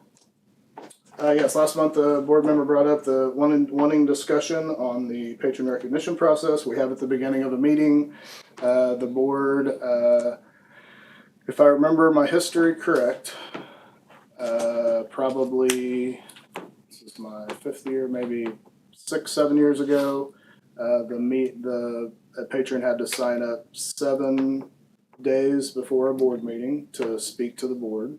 And then the last board changed that to 5 days before the board meeting. And so now it lies on Wednesdays. So if we hear from somebody by Wednesday, then we let them, if I hear from somebody after Wednesday, then I call the board president and have a discussion on whether that is a topic that should be on the agenda or not, or allowed to speak. Like Lori said earlier, the board does not have to allow somebody to speak if they don't want to. If they feel like they have brought up something that has not gone through the administrative process yet, and they're just signing up before they have done those things, then the board president at that time can say, I don't want, they need to go through administrative process before they come to the board to speak, is how it's set up. So that's a board process. That's however you guys want to do it, but that is out there for discussion. The reason I brought it up was because a lot of times, most of the time, the agenda doesn't get posted on our website until I believe Thursday. Thursdays, yeah. So it makes no sense to say you have to sign up by Wednesday on something that they don't even know is on the agenda. So I think the purpose behind that, if I remember past board discussion, once again, this is a board issue, is that most items are discussion 1 month. It's like the financial audit, right? Financial audit comes to you this month. It's not going to be up for action until next month, and so then it's on the agenda for next month. If somebody has a concern, then they can bring it to the next meeting, because it usually goes 2 meetings. That's, if I remember board discussion in the past, that's how it was. Yeah, that's correct. But however, whatever process you guys want to run is up to you as a board. Like I said, that was the last board that I mean, changed that from 7 to 5. The issue I have is you release our thing here, and then they're gonna say, oh, there's something soon, the superintendent's coming, I need to get on there and speak. Well, they don't know what we're talking about, you're getting the cliff notes. I mean, if they have a big issue, they're gonna come to you Wednesday because they wanna be on there as an issue. They shouldn't be looking at our agenda and saying, oh, we need to get them on that. I think the whole thing is on Wednesday, if they have an issue, let's put it on the agenda so they can speak to all of us, because if they're waiting until the agenda comes out, they're only getting part of what we're talking about. And then if somebody has signed up, then that, like I said, we have the board president, superintendent, and policy that make the agenda. And so that can be a yay, nay. It's not required, like Lori said tonight. You're not required to have a patron speak if you feel like if the board president feels like they haven't gone through the administrative process yet. And have we seen any discrepancies on it that we would want to change it? Have you heard anything? No, we've had in many years now. I think during COVID we had a couple speakers early. Josh came and shared last couple months ago, but it doesn't happen a lot. So There's gonna be items that pop up that are time sensitive like that. Yeah, we're gonna have to deal with. But yeah, I think that's one thing that I've always thought is great about the way our agenda is structured is the discussion item, and then we don't take action until the next month. That way, one, it gives the community, patrons, an opportunity to come ask questions. Two, it gives us opportunity to research it and maybe make a little bit more informed decision. I think it works great, and that's why I've always tried to encourage not rushing to action on discussion items. Let's let it soak a month and come back and think about it. Usually cooler heads prevail. I don't think it's always negative though, and we're not trying to catch, like Brandon, maybe you didn't say that, and I'm not gonna quote you the right way, but it's not always, somebody's not always just trying to catch you on something when they come and speak, they have, I know it's not a right because we give them permission, but with changing, culture, like we keep talking about, I think we should encourage patrons, and want that feedback and, communication with them. And I think 5 days is just sometimes restrictive, especially when the agenda. For sure, we have to publish the agenda Friday, Thursday. So you have to, so what, you're gonna do it Thursday morning and do a cutoff so you can, that you're only talking hours, because then he has to post it that there's a speaker. Well, can't he approve that? We can add as many days back before it doesn't, we could say 7 days. Or maybe we just change the time that the agenda, can we publish the agenda sooner? I don't know. we can do whatever you guys want us to do. We inherited this process from prior boards, so like I said, these are your meetings. You guys need to. If I'm the only one that I'm fine, if the majority thinks it's fine, it's on my mind, and I think I just want to speak up about it because it feels like Well, when you don't get it till Thursday. Yeah. Ourselves, and if we have questions or need to, research something ourselves, that's not much time. When I was a young girl on the board, I say that now instead of 100 years ago, we asked if we could have our packets a week in advance so that if there was something we needed to look at or talk to somebody or research, we had time to do it. So I see, moving it up a couple days doesn't hurt anything. So I guess I'll ask staff-wise, administration-wise, does that create issues because we're moving our agenda back? So now, that could create some issues as far as getting things dealt with timely. Because the agenda's gonna be set. there's more chance to have to amend the agenda Amend the if you want to add agendas. something, sure. And then the people aren't gonna know about what's on the agenda, period, because we're gonna amend it the day of, so they're flying blind then. It would just depend, you'd have to run the process and see how often that happens. I don't know. Have we ever denied someone from speaking? I mean, I don't think we have in the last 2 I years. don't remember ever doing it, but like I said, we haven't had a lot speak up, but I have not had I don't remember having a board president that said, no, couldn't speak if you chose to say, so. I don't remember that happening. I read through the KASB resources. They have that survey that they do for all their members about they ask them those questions. And I mean, it ran from we require no notice. You can just speak that day to, having, I think the furthest I saw it was 2 weeks or something. Oh, yeah. So I mean, there is a huge Yeah. variation, Yeah. that within the state. I don't know, you guys know where I So stand. right now, just so everybody's aware, since everybody's new, a week before the board meeting, the Monday before the board meeting, the president, superintendent, and then the last couple of years has also been the vice president, have been in on those meetings to set the agenda. Then between then and Thursday, if there's anything that comes up, then I will call Brandon and say, hey, this has come to attention. Like we had the water line thing come up like that. Where during the week that came up because Jason had called me and we got into a conversation.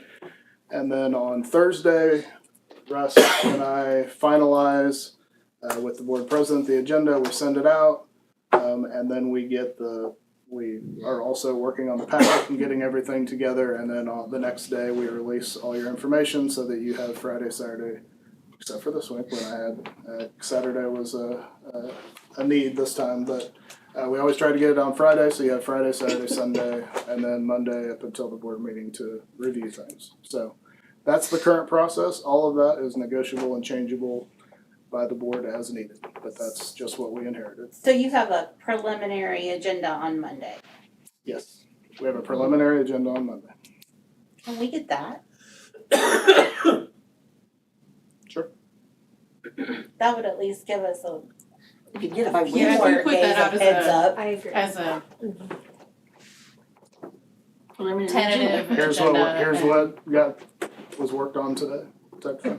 Yeah. That'd be fine. I And have that no way, problem with that. if other board members have something they wanna put on the agenda, you have Before time to do Thursday. it. Yeah, like this Yeah. executive session. Yeah. That makes sense to me. A little rough draft. Yeah. I hate that. Tentative, preliminary, I think vocabulary. I'll be honest, when we go over, send that out to them after we're done going over. Yeah, that no, same it's thing. easy, it'd That's be what, easy. yeah, that's what It'd be, she's talking about. it'd be a go, that's no big deal at all. So, that's the way the board wants it done, and that's what we'll do. Okay, when you say send that out, is that coming to us or is that going out on the website as preliminary too? I don't know what that means. As of right now, I'm taking it Just that you guys for- just want it to okay. you. Yeah, you wouldn't want that going out on to everybody, that'd just be a. Well, I know we were talking about the patron, the 5-day thing, so I didn't know if that was related or not. I mean, I'm not gonna sit here and keep repeating myself like a broken record. I think everybody knows where I stand on the thing. So if we're moving on, we're moving on, but. I guess my thing is if somebody really wants to speak, I think Brandon's gonna say, No. hey, thanks for coming, but you can't have 3 minutes. Right? I mean, As long as they don't show up that night. Right. Yeah, we do need Just a heads to up, know, at least a we couple do need hours. to know they're coming. No, I appreciate getting that on Monday, just because I think if another board member has something they wanna add, it gives them time to do that, where before having it all. Yeah, I mean, if we can just call out that there is flexibility and that Brandon would be willing to be flexible on that, I mean, that makes me feel better. I just don't want it to be like an absolute, no, you didn't sign up, so you can't talk. You know, we didn't have 5 days. Yeah. I want, reasonable flexibility. We did have someone show up one that you let talk, I can't remember, that speaks, it was something. Oh, during summit, we had a lot. Oh, somebody in the They should have audience, been yeah. able to talk, Okay. though, everybody has a right to talk to their kids. Okay, so the only change I'm hearing is Just a preliminary. preliminary to the board after we meet on Monday. Yep. Got it. Our meetings are at 11 p.m., right? Yeah. All right, first action, non-resident enrollment policy. Yes, hold on just a Yep, you're good. Okay, so in December, prior board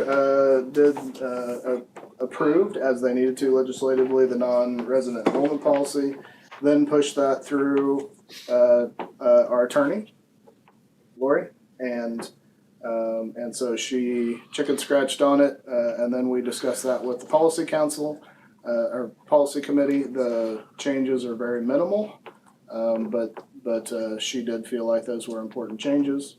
And so those are exactly the changes that she put on there. The policy committee did not make any changes on it either and pushed it through to, well, that's not true. We put hyphens in. Yes. Put hyphens in. Yes. So, no major changes at all to that. And so it just needs to go back through after attorney has looked it over to make sure we're in good standing legally. So just looking for action on the second round of that policy. She said since the board has already gone through the public process of having a hearing and all those things, we don't need to go back through that. It's just a matter of tweaking the policy that's already in place. So.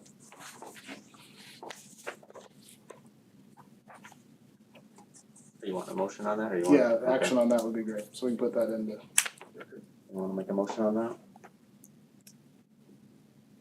I'll make a motion to approve the non-resident enrollment policy as amended by the attorney. We have a motion, we have a second, Second. we have a second, all those in favor say yes? Yes. Yeah, I was a yes also, anyone opposed, no? Administrative reports.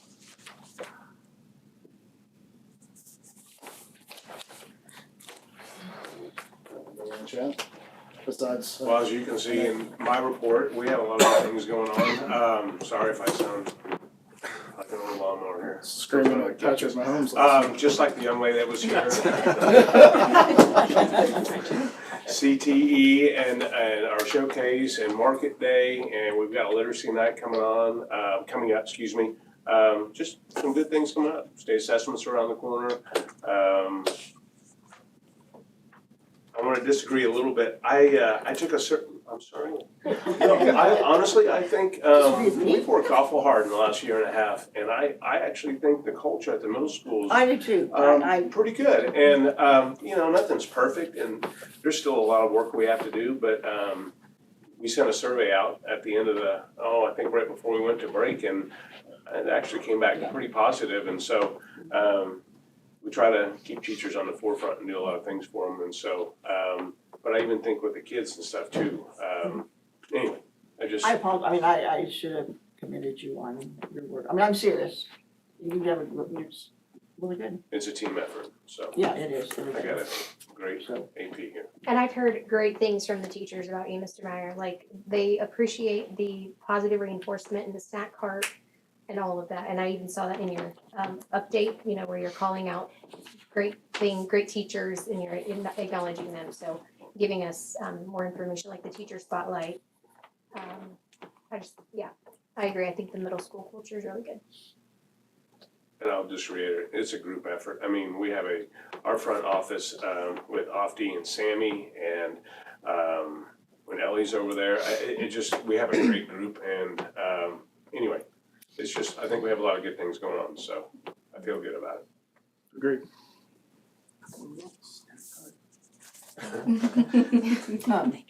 All you wanted, so. That it? Okay. Board member comments. Andrea? Let's see, we've been pretty busy, had a couple policy committee meetings, had a couple of insurance committee meetings. So we're just trying to stay with that. Like I did mention, I will be just home resting for a few weeks. Try to be as participative as I can, be at home. That's really all I have. Sarah? So kind of going back to what Mr. Meyer was saying, Pat and I went around last month and visited the high school and the middle school. We spent about 3 hours at each school. We were able to observe in the classroom, speak with the teachers, the principals. It was a great experience. Like, Thanks, guys. Everybody was, I mean, it was great for me. I loved interacting with kids, talking to the teachers, and just getting a tour, so that was really fun. Learned a lot, and it's nice to have those, connections with people, and they can, I get to see what's actually going on, which is important to me, so. And then talked with Kelly about the water filter maintenance issues that were going on at the middle school and the high school. We discussed a couple things, so I wanted to see if you could give us an update on some of those things. Yeah, so when it was brought to our attention, the funds that we use, the ESSER funds that we use to put the water bottle fillers for the students, well, the filters in there, and they're supposed to be good for 3,000 gallons of water, or we did not know this part, was the year expiration date on that. And so Mike Clifton was just going around, and they were changing that when the red light would go off. And let's say, we haven't had them in there that long, but the red light wasn't going on or off, but then it would, and so we weren't getting notified soon enough for when students were in the building, especially those high traffic areas where a lot of them are using that same water bottle filter. So we've come up with a system that we've got a maintenance sheet that Mike has gone around and he has numbered every single water bottle filler in the district. And so we have that on a Google spreadsheet, and I'm able to see it too, and I can see the date in which it was changed. And so, what we'll do is like August 1st before school starts, we'll make sure that we have every water bottle filter is changed out, and then from that point on, then we'll have a better idea to be able to have that changed out on a regular basis. I thought it was kind of funny how the kids were, it bothered the kids that they were red. I'm like, you care? I wouldn't have even noticed. I appreciate you were on that pretty quickly, and you gave me a regular update, so I appreciate that. You're welcome. And then a parent had brought up an article that they had found about Arc City qualifying for some free lunch and breakfast for their students, starting February 1st and continuing through the end of the year. They qualified through the community eligibility provision provided by USDA. I didn't know if that's something our district has ever looked into or if we know anything about it. I did go into the source and looked at Wellington's eligibility, and it looks like we would probably have several elementary schools that would qualify. So I don't know if. I think one of the things that is kind of misinterpreted on that, it's not the total number of free and reduced lunches, it's just the kids that are on the direct certification list, Okay. which can kind of construe the numbers a little bit. So if they're on food assistance or something like that, that's where they base those numbers on. It's not the total ones that fill out the application and they come back to us. We visited with our consultant through KSDE on that, and where our numbers were at on the direct certification list, which we get straight from the state, we would have probably drained our food service funds, because what happens is all the kids that are on paid lunches, the district would have had to cover those lunches. So at the high school, $3.25 per kid for every single day. Yeah, I don't know anything, honestly. I just thought I'd bring it up We and definitely hopefully. looked into it. We met with our consultant. Okay, perfect. So and we've looked she into gave us it and- good okay. advice and said, just kind of be aware that it would Yeah. probably drain. So then we wouldn't have any funds for repairs, replace dishwashers, milk coolers. We just had a milk cooler go out at Washington, and Yeah. those things. I just thought it was worth bringing up No, with the parent. that's I mean, it was fine. in No, the we did- media, we so, did check. okay, perfect. And then the Dynamic Dukes had their season game. Is it just once a year? 'Cause we have, that was. They're actually gonna. We're gonna do a second one this year. Oh, yay, that It's was not gonna be as incredible. big, Okay. but because we can't dismiss the whole school again before that. But they're gonna play on the 23rd. Some of the elementary schools might come again. 23rd of February? Okay, cool. It's at over the lunch hour, Okay. which is normally when their games are. So That was incredible. I love the energy, the community support, the students it was just amazing. I'm gonna get emotional if I keep talking about it, so I'm gonna go on. Okay. It's a phenomenal thing. Every year, it blows me away too. I agree. Mr. Meyer, you had included some absenteeism information in your report, so appreciate that. That was on my list, but you already did that. And then, Mr. Nance, do we have any, was that in there, or did I miss it, or do we have? I any went over the pieces? calls that we've done and then, Okay. it was 28.8 for the whole school last year, and I believe it's 23.9 right Okay. now, it was in the report. And we've made 60 phone calls. Yeah, I did We've got see our that. first, I didn't put it in there, but we've got our first home visit for a young lady that we're gonna go do this week, for actually a couple of them, so. Okay. Yep. So we're down things about are 5%. looking up, okay, awesome. And then I know that, you had referenced Mr. Nance teacher task force in the January board report, but I would love to know more about who those people are, what the purpose of the task force is, and a little bit more details about that. Right, so I inherited the task forces, and our teachers are on. There's one for social committee. There's one for wall of recognition, which is Mr. Phelps kind of leads up. There's one for the revision of the handbooks, so staff and student handbook. There's a group of teachers that does that. Okay. There is one for building-wide expectations. Sorry, make sure I have them right. And then there's the service day one. So there's 5. I think that's right. I think there's 5 of them. And they meet, we give them time during in-services. Service day meets after school. Okay. And look at, like, service days on the 28th of April. And then Wall of Recognition is put together by that group. They select people to honor for Wall of Recognition.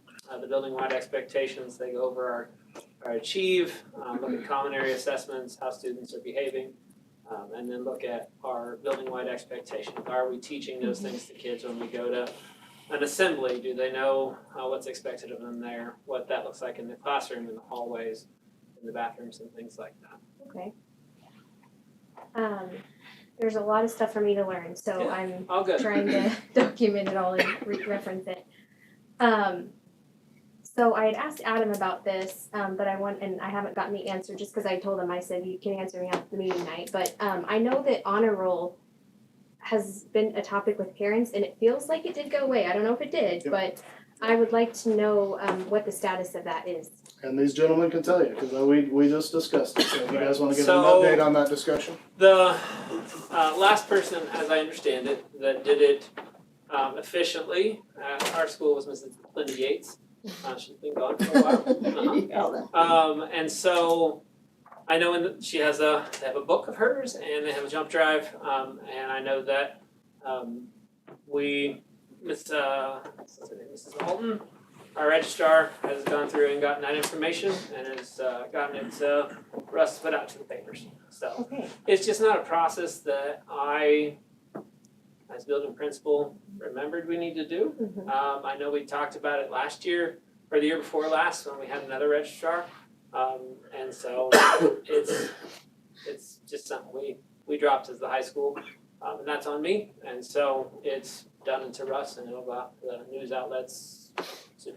Does the middle school have Soon. So, yeah, principals I and know it superintendents. was like on I think the Wellington Daily News, but I didn't know if we planned on like posting it on our own, like, okay, cool, perfect. Does middle school have one? Yeah, and so we've been working on that. Opti actually was compiling numbers or the data for us, because there's 3 of them in the handbook. There's the superintendent, principals, and scholastic based on GPA.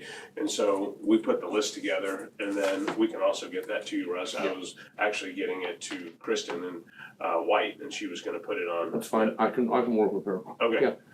So we do have that. I don't know where that dropped, whether it was COVID time or when. It seems Anyway. like it was, like I feel like it was around COVID is when it kind of got, So, and add to it if you have anything, Opti. Last time we did it was when Dr. Dowd was here.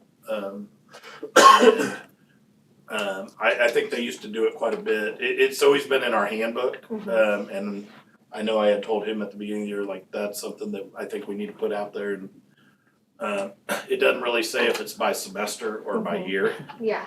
So, like, when she did it by the year, but I think I compiled 9 pages today of that I actually started working on last week, but I finished it today, and that we'll put out there of the 3 different honor rolls. Cool, I'm excited about it. I know parents get excited, and the more we can highlight our kids, like, the better, so. So at least starting, we're gonna do it by semester. Yeah. So Okay. semester honor roll, and then we have plans to do certificates for them. Cause you have to also go through and make sure that we're not getting any of those on there that are on, not on the release. That have chosen The not to social have media information release? released, Yeah. so. Okay. And then I don't know, I'm new, so I don't know if the board does a self-evaluation every year. I think it's in our policy that we do it every year. Is that something that we have scheduled or? It is not something the board has done Okay. as long as I've been here, so. Okay. But I do know, I think it is in policy, so. And if I that's I know she brought it up on that presentation, So I guess I just need to know when you guys want to schedule that and we can make it happen. Okay. So it's not something that's been brought up for as long as for years. I don't know. I think we did do Bob, one did you used to do years ago. one? I don't know. Nope. I remember. Self-evaluation of the board, I've never done one. I can take you back to 99. Oh, whatever. Before 99. Yeah, there you go. I think that's what we're talking about in our training this week. Oh, okay. I'll let you know. Yeah. So yeah, just Yeah, I had a full and then head of hair. does it say anything in policy what time of year or anything like that? I just Or is think it just says once a year, think just it just annually? says So once a yeah, year. so the board just let us know when you want us to have that together for you and we can have it together for you. No problem. I'm sure KSB has a good copy or somebody else, so. Thank you. And then I know we have several committees, and I know that that's for time purposes, information sharing, but I know I brought it up last month about having a time in our agenda to maybe get in, like, updates from the committee. Okay. Committee members, I don't know if that's something the rest of the board would find valuable, or how we would plan on communicating that information from committee to committee, if they think it's I mean, important. it's pretty much usually in our agenda. Don't you touch base when we've met? I mean, I had no idea about any of the heating, like Lincoln's new set. You guys, I guess, that committee toured the buildings, but I had no idea. I guess if we they were meet, using we just do space some heaters cliff and- notes on it or something, just to share with everyone.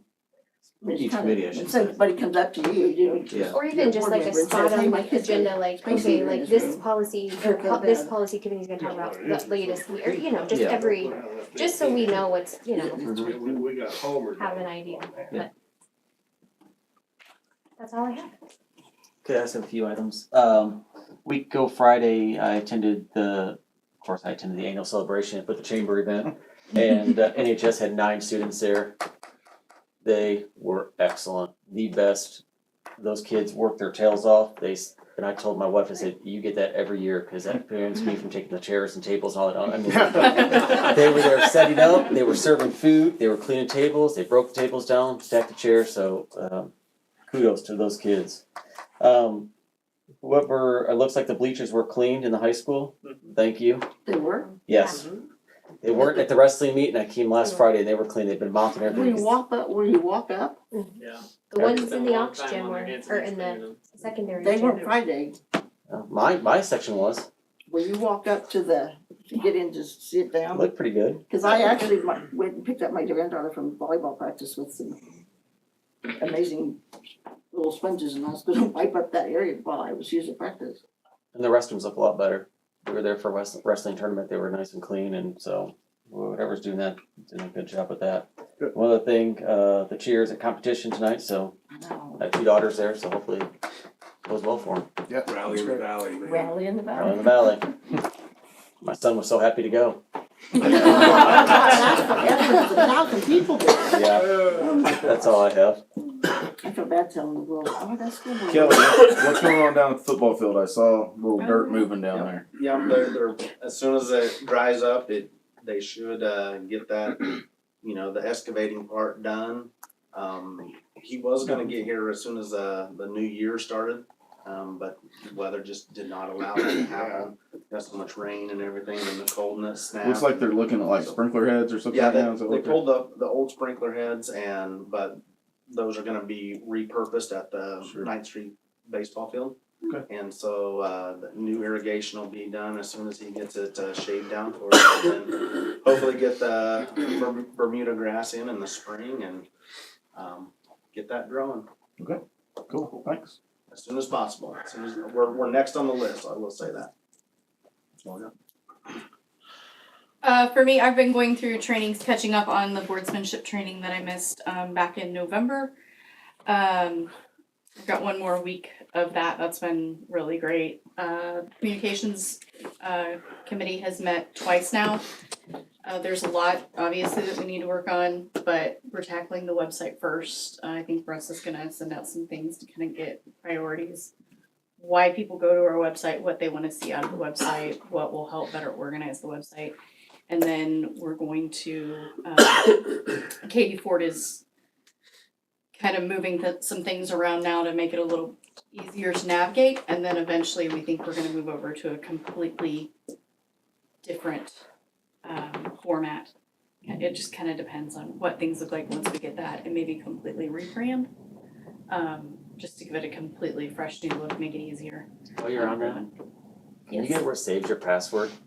Do it. Can you get where saves the password or the username? On Because my wife will what? call, would pay it on my son's account. So that's on the portal. And so, Yeah. yeah, that's on the Yeah. portal. So I'm like, that's, all right, what'd you and put it that's, under? we have Hold to, on. we have to, It'll cost me in my yeah, office. everybody's Nope, kind of wrong. confused on that. Okay, That would All be right. great. I don't know if we can do that. We'll call the We can give them a folks. call. Personally, I started my career out of college as a political reporter, so I've always been interested in politics, and it was right in the midst of all the fun lawsuits with school finance. So I've always been following that, hitting it a little harder this year. There are a few bills going through right now that I think we should all be paying attention to. For sake of time, I won't go too far into it. There are some things that are, I've already talked to Adam about some of these. They're looking at changing the way they calculate state aid, and that could affect us some years. Some years will be okay. Some years we're looking at losing like teaching positions. It could be that big of a difference. I can talk to everybody a little bit more about that. Save time tonight.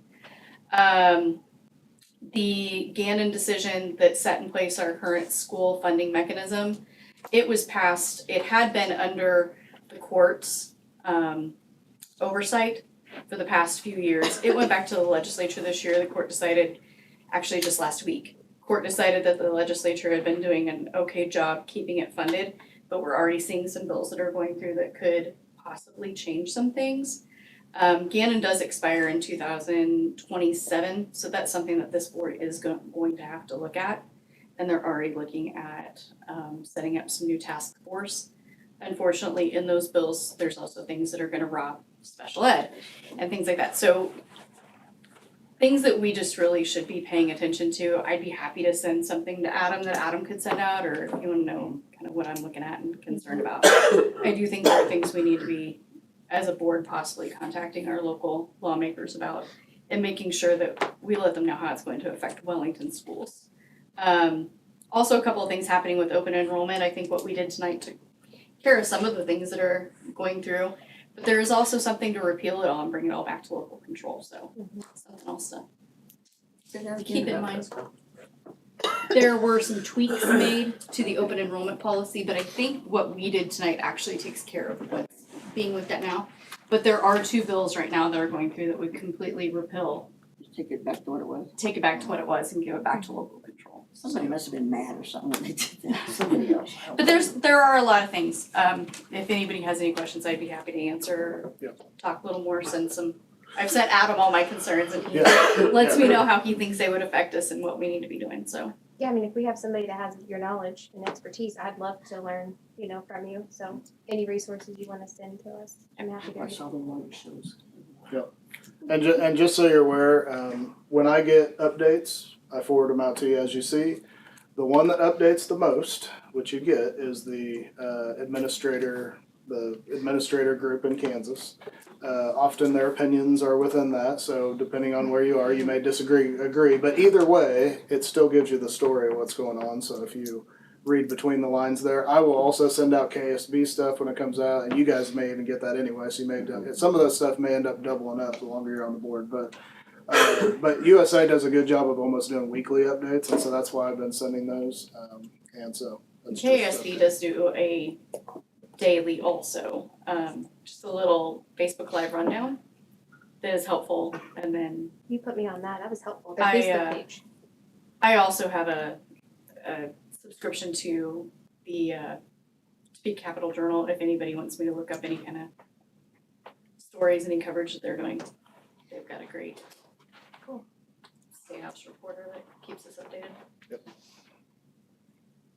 If you ever wanna drive to Topeka with me, we can do it. I offered to throw tomatoes at certain people last week. I told him I'll wear a Winfield Vikings shirt when I do it. I'll bring a big bucket of rocks and go with you. Because, Security might stop you, Bob. I got big pockets. Yeah, the legislature's in session, and the ghost of Sam Brownback still haunts the halls up there. The Republicans aren't done with destroying public education yet, and they haven't given up either. Gannon made him take a little bit of a leave, but they'll be back for us, guaranteed. Scary days. I'm done. You're done?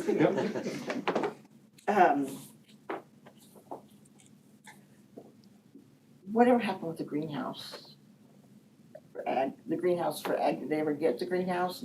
It should be getting installed in the spring. It's still waiting on everything to be shipped in. Oh, so they don't, it's not all here yet? Parts No. are arriving. Yeah. We're receiving parts. So, Don't have it all yet. okay. You've had some repairs on the old one, right? Repairs? No. Or are they gonna just take that? No, they're out? taking it down. It'll be a whole new one. Okay, So good. there won't be any plans, there's no greenhouse this year? No.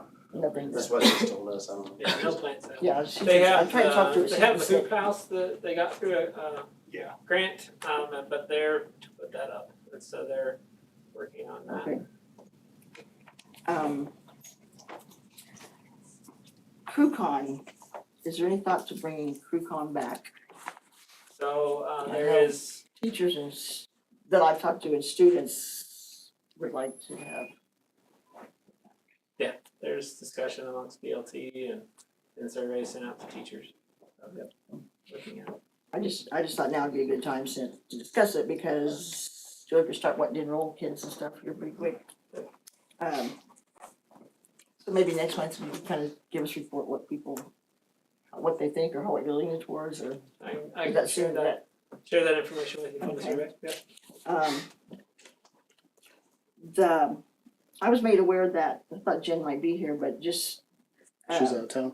Yeah, that, the kindergarten teachers have been, they've been, I don't know, they just got emails about and then,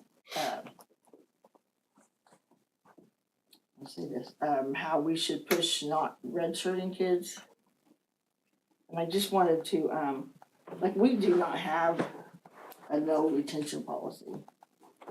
But I don't think kindergarten teachers, they think we do. And so, I mean, I don't know if discussion needs to happen or, but I think when Dr. Leitner was here, he said no retention. That's And so that kind of, everybody just thought that was a law, where before that we had. And you can find research from here to there on good and bad. So I just wanted to see what was going on with that. So if a principal calls me currently, I will say, based off of the research that we got, that retention is with MTSS systems in place to try to make up for throughout the system, that is the way education is set up to try to take care of those issues currently. If they go ahead and start somebody instead of holding back as a family and choosing to put in kindergarten later naturally. And so if a principal calls me, then I say that the district should, based off of research, the district should not say that you should retain your child, but if a parent chooses to retain their child individually, then we allow that to happen.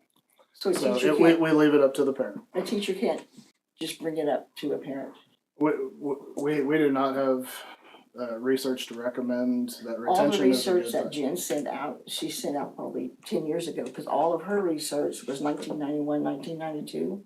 And what I found that I've sent just a couple people is from June and July 23, 22, 23. So it's more recent. Okay. And a lot of it says, I mean, I've got some of it here, school in 1991 was a lot different than it is now. And so, I guess I just think that should be a discussion we have. I just, I don't think it should be so cut and dried. Because it's completely different. Okay. And, I think there should be discussion on it. Yeah, I'm just letting you know where, Yeah, where it's at so now. I just wanted Yep. Jen could, share, maybe next month she could bring up. Sure. And we could talk about it because. Sure. And it totally is a parent decision. I never retained anybody ever unless there was parents involved, but. I think parents rely on the expert, because I wouldn't know what the literature says. I mean, we can't rely on somebody that would be able to. And then you make the final decision. Yeah. Have the expert that we can do. I think 11 of my 15 grandkids were held out, and if you read the bad research, it says they're gonna have trouble someday, they're gonna fine. And they're doing strong. So I just think it should be a discussion item. Okay. Got it.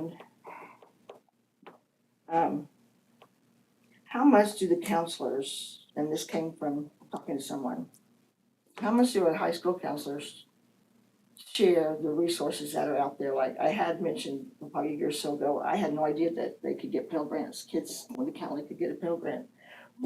How much, where do kids find that kind of stuff? Well, I know they have FAFSA night. And Well, this is the first time ever.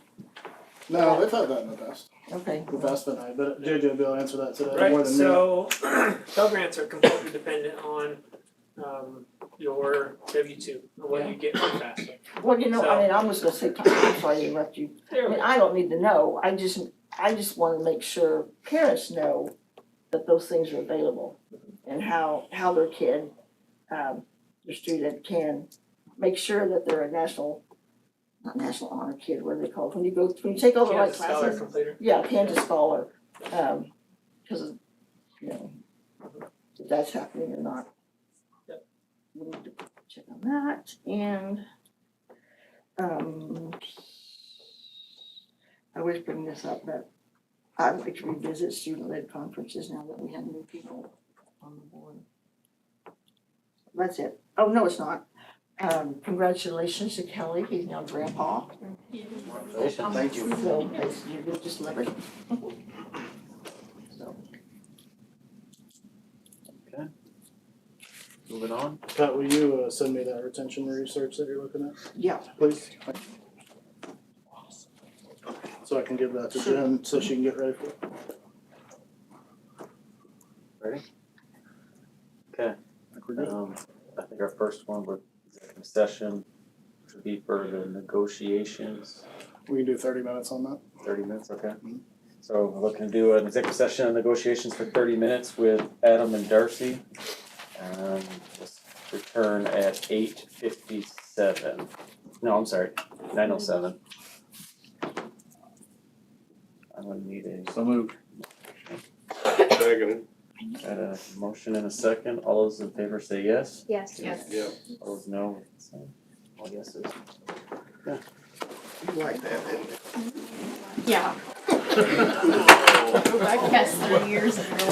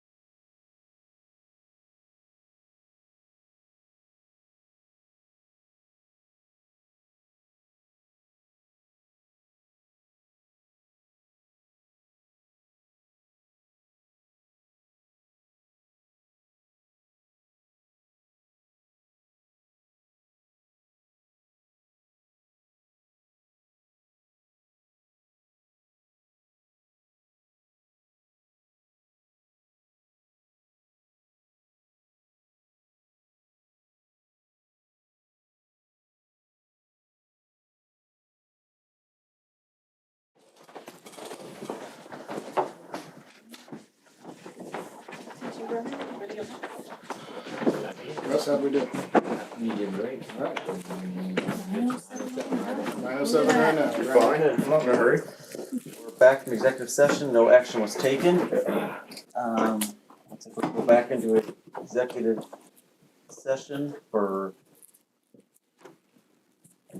Sorry, I'm looking up here.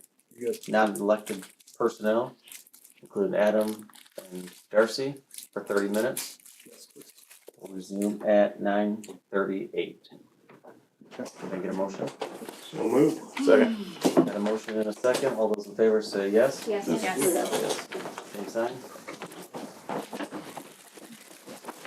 You know, you're good, you're good. Oh, Don, quiet. Julie got me this. I did the math right this time. You're good. When I had to return what she got me, I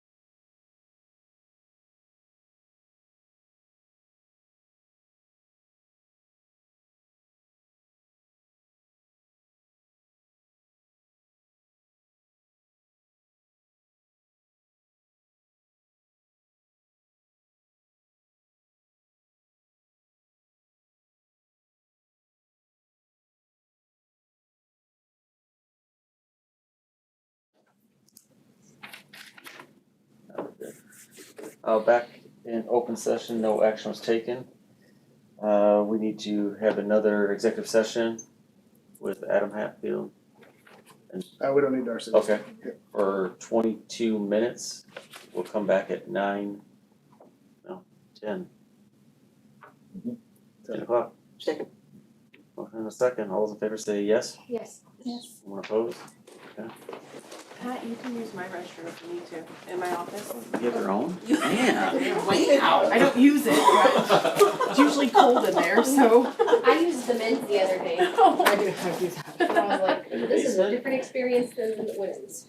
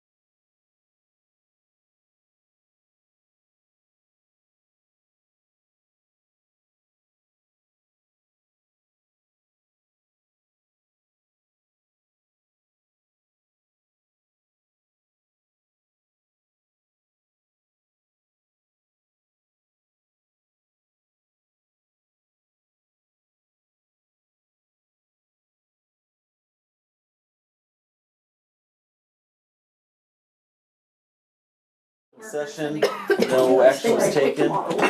We need to go in another executive session with Adam for 20 minutes. We'll return at 10:21. Can I get a motion? I'll motion. Second. Second. First, second. Everyone approved, yes? Yeah. Yes.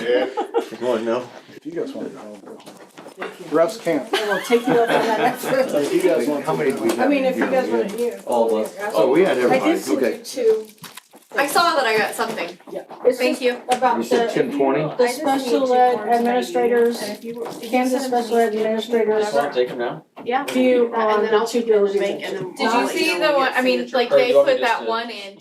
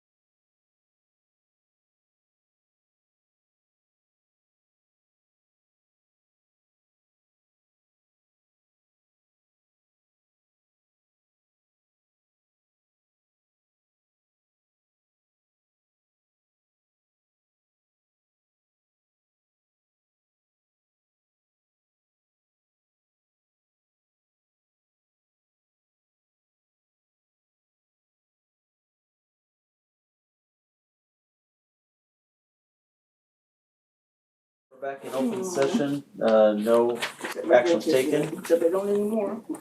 Moving on, looks like we just talked about teaching and learning stuff, or you don't need to talk about that? What's that? We just talked about that. We can table that. Okay, so we'll go to the consent agenda. Okay. Moving on.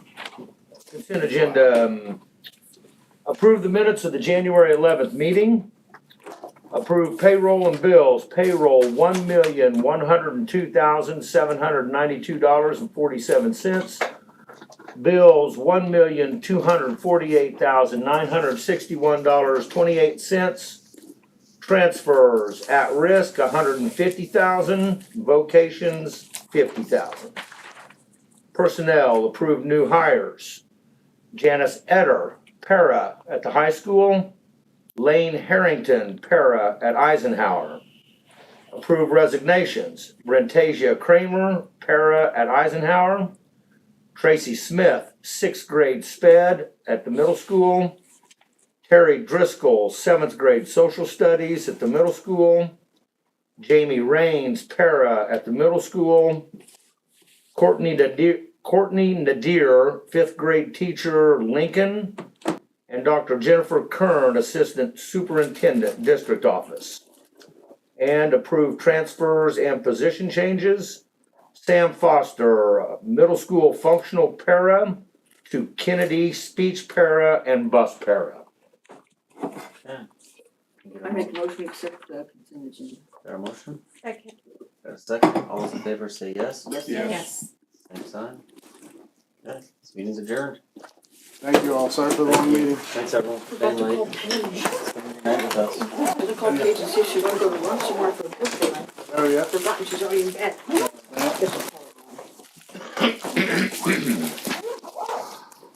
Take your cookies. I'm walking right by yours, but I'm not taking it at my. So if it's done.